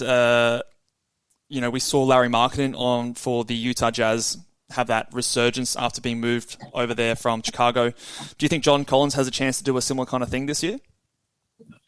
I think so. Not to the same level, but I definitely think that he'll be better. I think his finger has healed. I mean, you saw there were photos of how banged up his finger was. Look, I don't see him getting any worse. I don't think that's possible. He was terrible. I think he finally traded. That felt like that trade rumor was just hanging over his head for 3 years. Yeah. That's finally done. He's sort of free now to just focus on himself as a player. And did I get that? You did. $8 for Draymond Green. Good for my fit. Good for my build. Yeah, he's a player you would have had valued quite highly. Yeah, points and percentages I don't care about. So he'll pretty much do everything else. So yes. I think you're doing a good job here at the moment, King. I think your build is coming together quite nicely. Interested to see how it all works out in the projected standings at the end here. Russell Westbrook. This is a guy I think is worth $0. So I will not be bidding. And he goes for 2. All right. $2 too much. Gary Trent Jr., again, another player that I'm quite down on this year. I just don't know how he's going to go with the new coach. He was benched last season when Jakob Poeltl came over. Obviously, Fred Van Vliet has left, but you've got Dennis Schroeder stepping into that role, and he goes for $2. So I think that's fine. Do you guys think any differently for Gary Trent? Raph? I think the 3-pointers could be of value, but yeah, the overall fantasy value isn't all that impressive. I think he finished ranked pretty well in terms of fantasy value, but like you mentioned, once the Poeltl trade happened, he kind of slid down a bit within the rotation. Still trying to figure out who's going to start at the point. I assume Dennis Schroeder, but who's to say they don't try to give Scotty Barnes the keys, even though that really didn't work out last season when they did it. So, yeah, I don't know. I think Gary will get you 3-pointers, but that's about the most I'm counting on from him in fantasy. Phoenix Rising just went bang on Jalen Green there. We were going $2, $3, $4, and he just went, no, I'm going to have him. I'm going to spend $12 on him. So you can have him for that. Bruce Brown is up on the board here. Interesting one I always like to note with Bruce Brown on Yahoo. He is point guard eligible, which for some builds is noteworthy. You've got him here at $2 here, Kingy. I think he's going to be fine. It looks like he's going to start, obviously, with Buddy Hield potentially being traded. I thought that was going to be the case anyway. But good steals, kind of contributes across the board, not going to be a huge scorer, which you obviously don't care about. And this is the interesting thing with the punt points build, which you've gone through here, which I do quite like, especially in that auction league. Like, people want to pay more for points. So you saw someone like Jalen Green go for $12. Before him, you got Bruce Brown for $2. Bruce Brown will probably maybe outside of assists, but he'll probably do every other category better than a Jalen Green, and you've got him for $10 fewer. So I do think there's a lot of value in that punt points build. Yeah, I just feel like there's a lot of value around this part of the draft. If you don't care about points, another couple of guys who like Draymond Green was exactly the same. Yep. Bruce Brown, and I've got another couple of guys as well that I've got my eye on. Wendell Carter is someone I'm interested in, I think. I am too. I think in my build he's probably like a $10 or $11 player. He's getting up to that now. Okay, I'm going to let him go here now. So I am happy to let that one go. My blocks, rebounds, and field goal percentage is pretty strong. Let's get a bit up here. So who's left with a lot of... so dribbling balls, we've still got 10 players to fit. He's got the most... Oh, no, you've got the most here at the moment. 14. Yeah, no, I think you can have him. So you've got 3 players left, Adam, with $30 left. So you can spend some money. Don't I be shy. I can. I suppose it comes down to prioritizing. Like, if you had 3 guys, who are the ones you want to fill that spot with? Yeah. I've got 1, 2, 3. I've probably got 4 or 5 guys that are sort of a priority. Oh man, and I got D'Angelo Russell for $1. I didn't want that. I'll take him for $1. Yeah, but that takes up one of your last 3 spots. So now you've got two spots to fill. So it starts to get to the point now where I think before we were maybe nominating players you don't want. Do you think now you start to nominate players you do want? Potentially. Malcolm Brogdon goes for $1. Tobias Harris, my guy. Ooh, you can go high here. I might actually be interested in this one.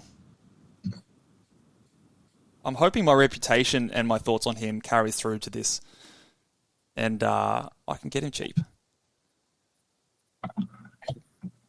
I'll go 7. I'll go 7 and I'll leave it at that. But I think, you can have him. I think, obviously, he's just boring. Like, in a 9 category setting, like, as down as I am on him, when I project him out, he comes out as a top 80 player. With those same projections, in a -1 setting, he's like 120th. It's just the fact that he's so average across the board that he doesn't get any boost in any build at all. that so many guys just jump over him, especially at this point in the draft. And I just got CJ McCollum for $4. That seems like a bargain. Although I'm not particularly keen on CJ. But again, another point guard eligible player. Nurkic, ranked 160 in Yahoo. Is he... Now, Raph, if he's been in the news a little bit recently with trades alongside Damian Lillard,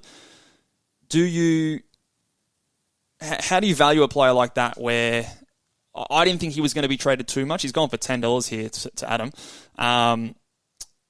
But, Raph, how do you value a player like that where he's on a team now but might be moved to a different situation? Do you think if he is traded, he starts? That's a good question. I think I lean toward yes, just because of the contract that he's got. And I don't think you bring in a player like him to come off the bench unless you already have like a marquee big on your roster. But if that were the case, would you really be acquiring Nurkic in the attached contract? So I think if he gets moved, it'll be to somewhere where he can start immediately. He hasn't been the same since that gruesome leg injury he suffered a few years back. Doesn't move as well defensively, and I think that's been an issue. But in Portland, you look at their center position beyond him, and it's like a scrap heap, basically. They don't really have too much behind him.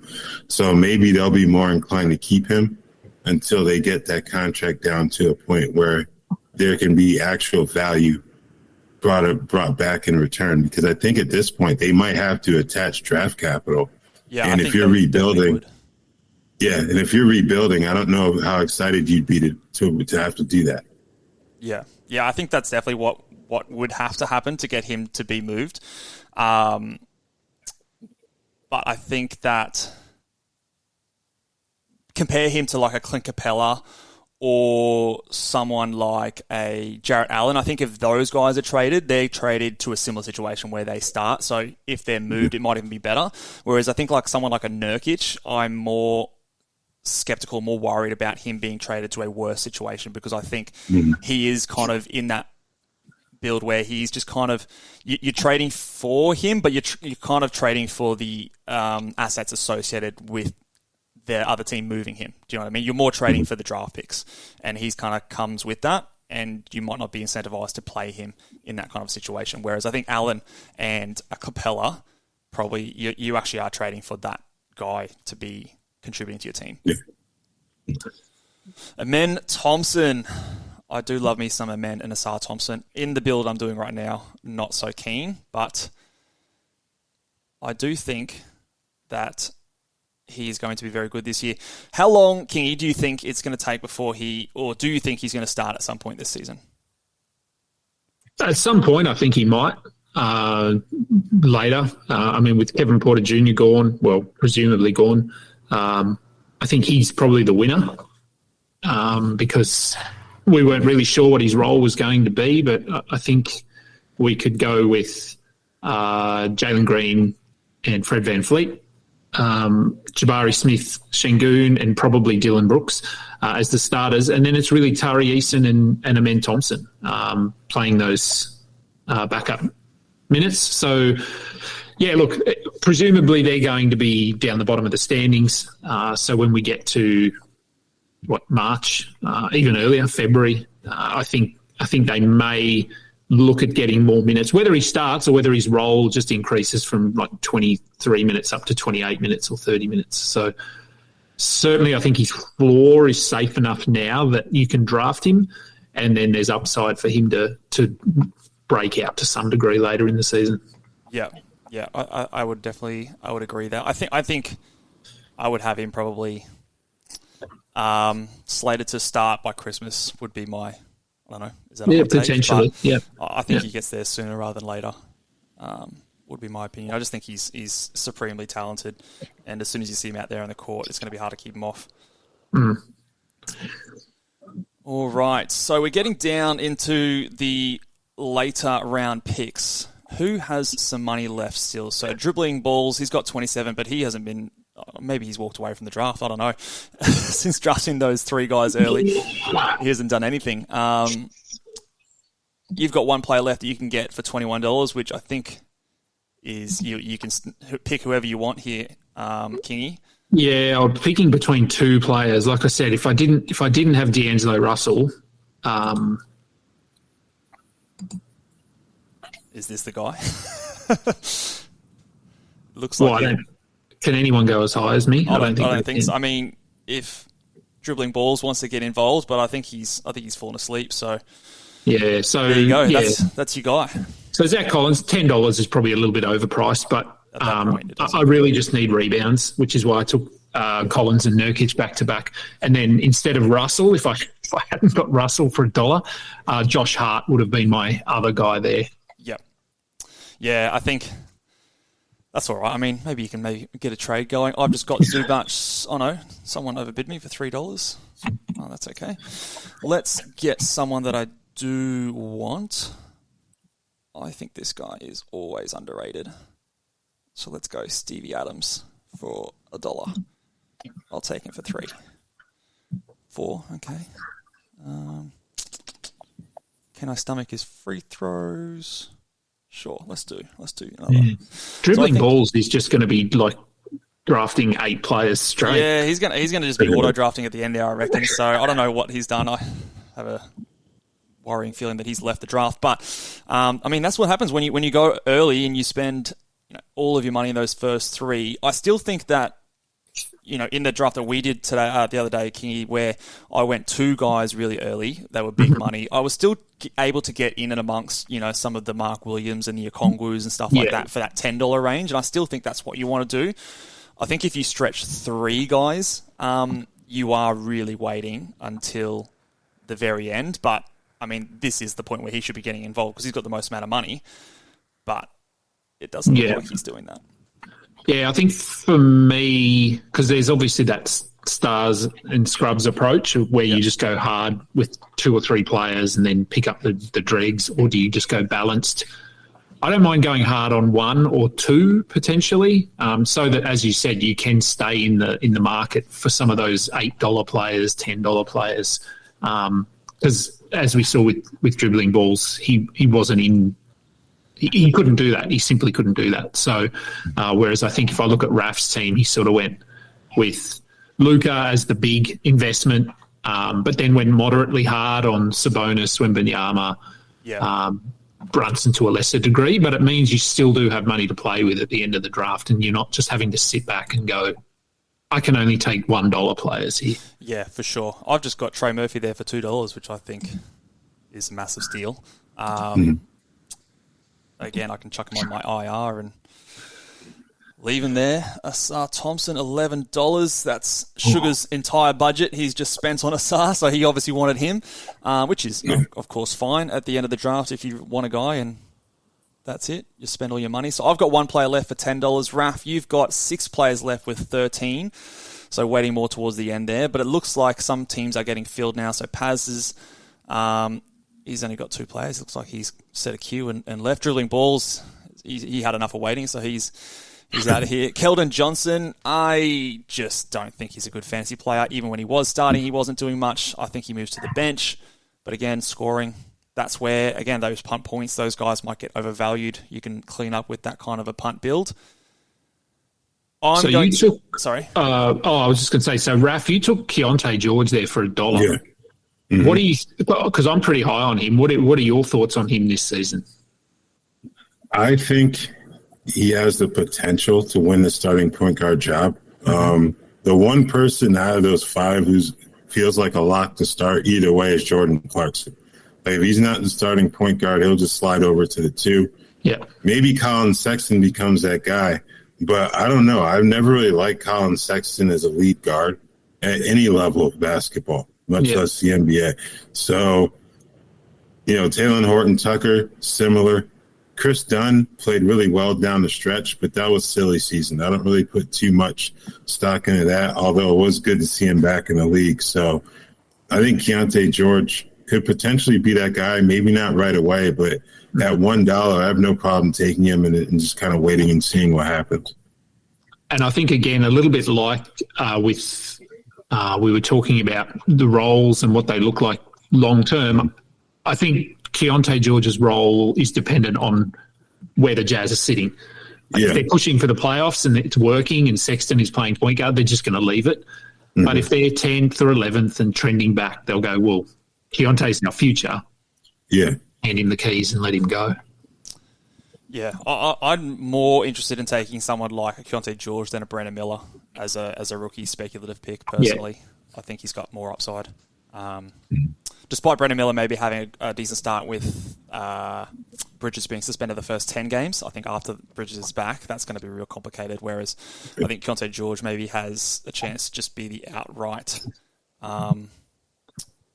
guy there. I'm just going to whack all my money on the last guy that I want here, which is Benedict Mathurin, so hopefully no one comes in over the top here. But I'm keen on Benedict Mathurin, if I can get my words out, as a guy that if Buddy Hield is moved, I was kind of projecting him to be a starter anyway, and as a guy who I can get late that helps me in my free throw percentage, which is very difficult to get late in drafts, and my scoring, I think that he is someone that could definitely blow up a lot.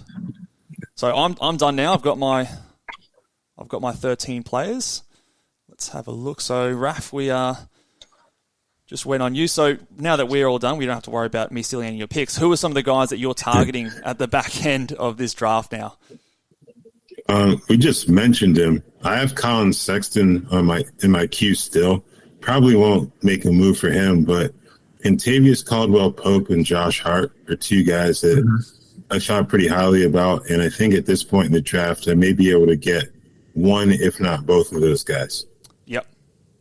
There's still names there. I mean, if you simply scroll through, Josh Hart would be a big one for me. Dennis Schroeder. Yeah. He's going to start probably. Tari Eason, Denny Avdia, Josh Richardson. We talked about him earlier. He could start. Well, I think he starts. It's just where he starts. There's still value around. I did a show recently on the late round flyers and sort of deep sleepers. There's some really crazy rankings. I think Jeremy Sohan is a guy that if you don't search him up, he's ranked like 325th on Yahoo. So he's someone I still think should be drafted in most situations as a late round flyer. There's several other guys who are ranked in the 200s that definitely should be drafted. I think Keontae George was one of those. Make sure you're across those guys who are deeper down there. Okay. Do you have any hope for and this is really deep, and I don't know what he's going to do, but any thoughts on Shake Milton in Minnesota this year as a backup guard? I think his role could be a bit better than what it was in Philly, but I don't really see that as like a point of serious fantasy optimism personally.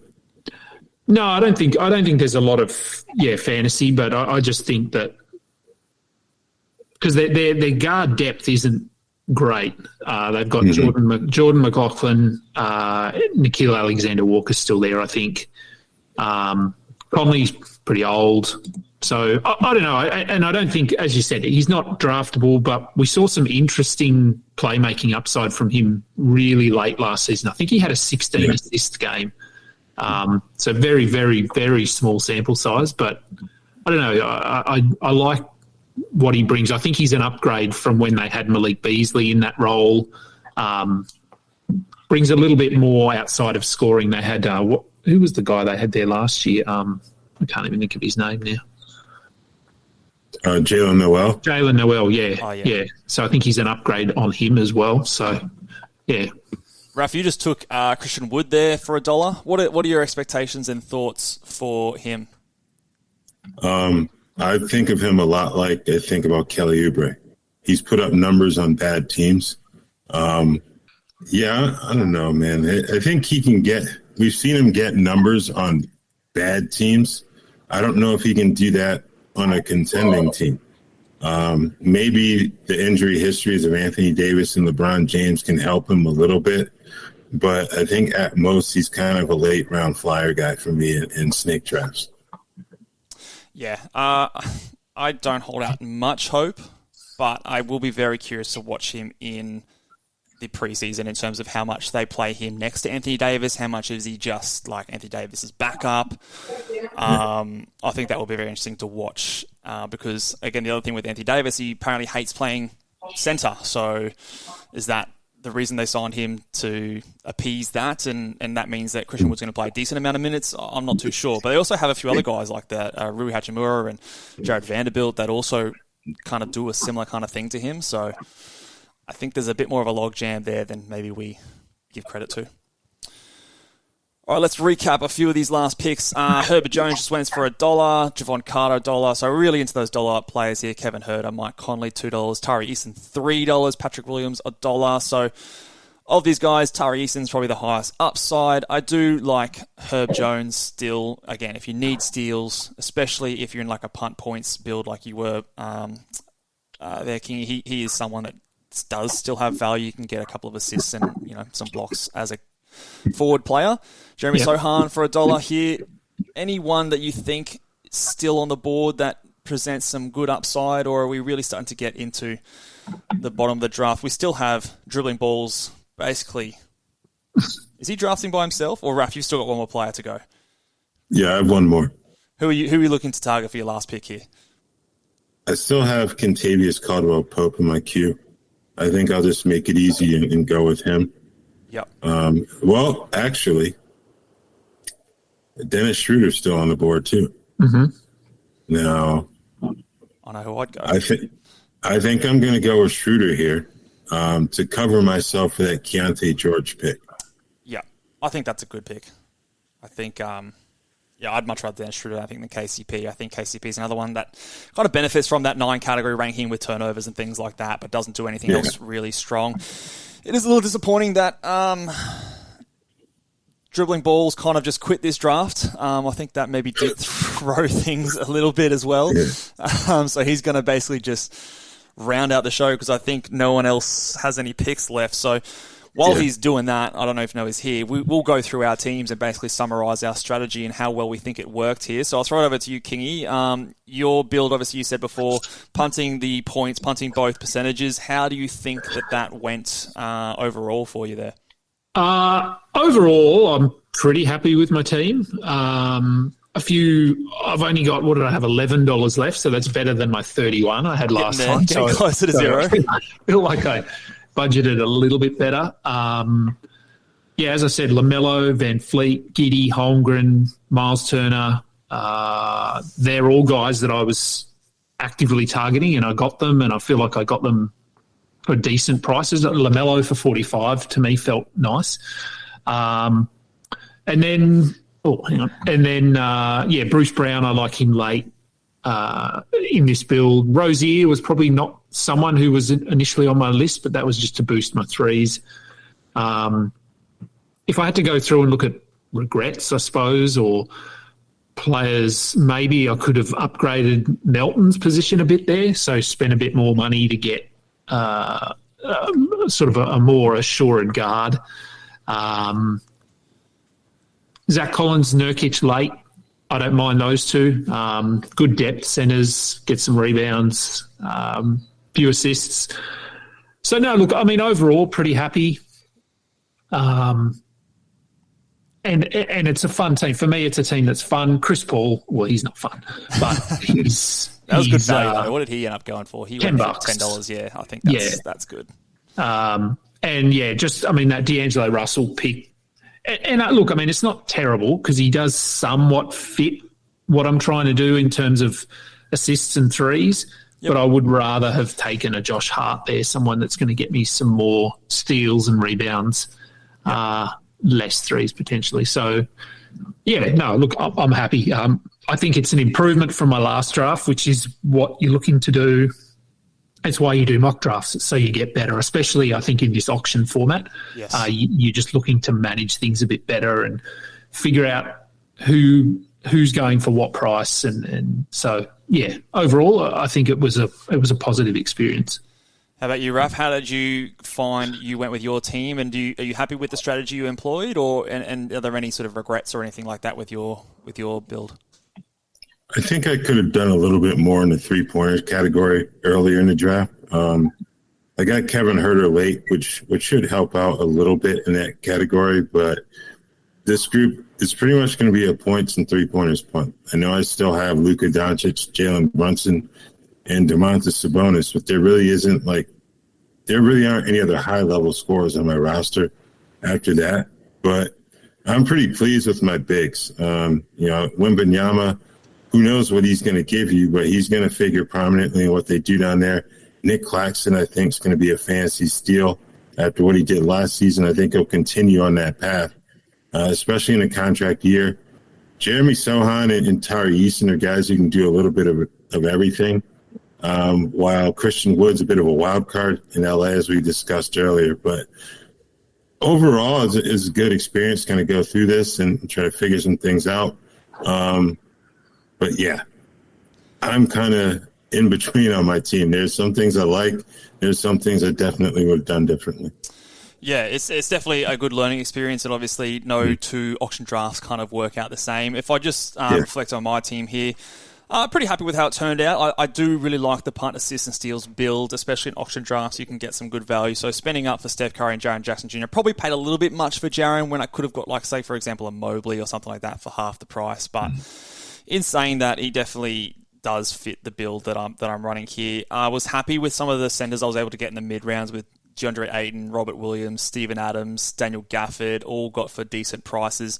I filled those guard spots, which can often be an issue for punt assist builds with Steph Curry, Tyler Hero, CJ, and Benedict Mathurin, who are all decently still valuable in that type of a build. So if I look over on the Basketball Monster projected standings, I'd project to finish second, and I would beat every team except for Lucas B7.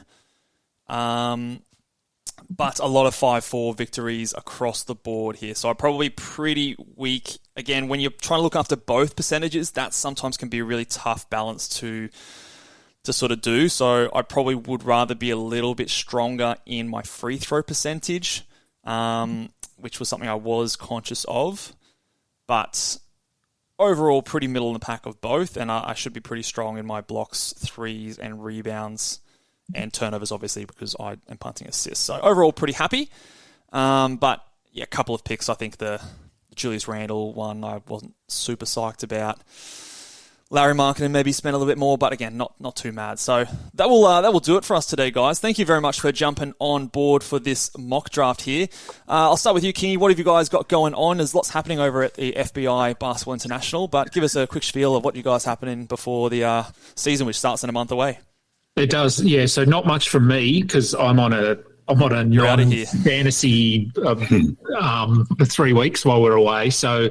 Other than Twitter, there won't be a lot, but we've got Matt Lawson starting up his Dynasty weekly show this week, I think. I believe he's going to have Noah on for the first show.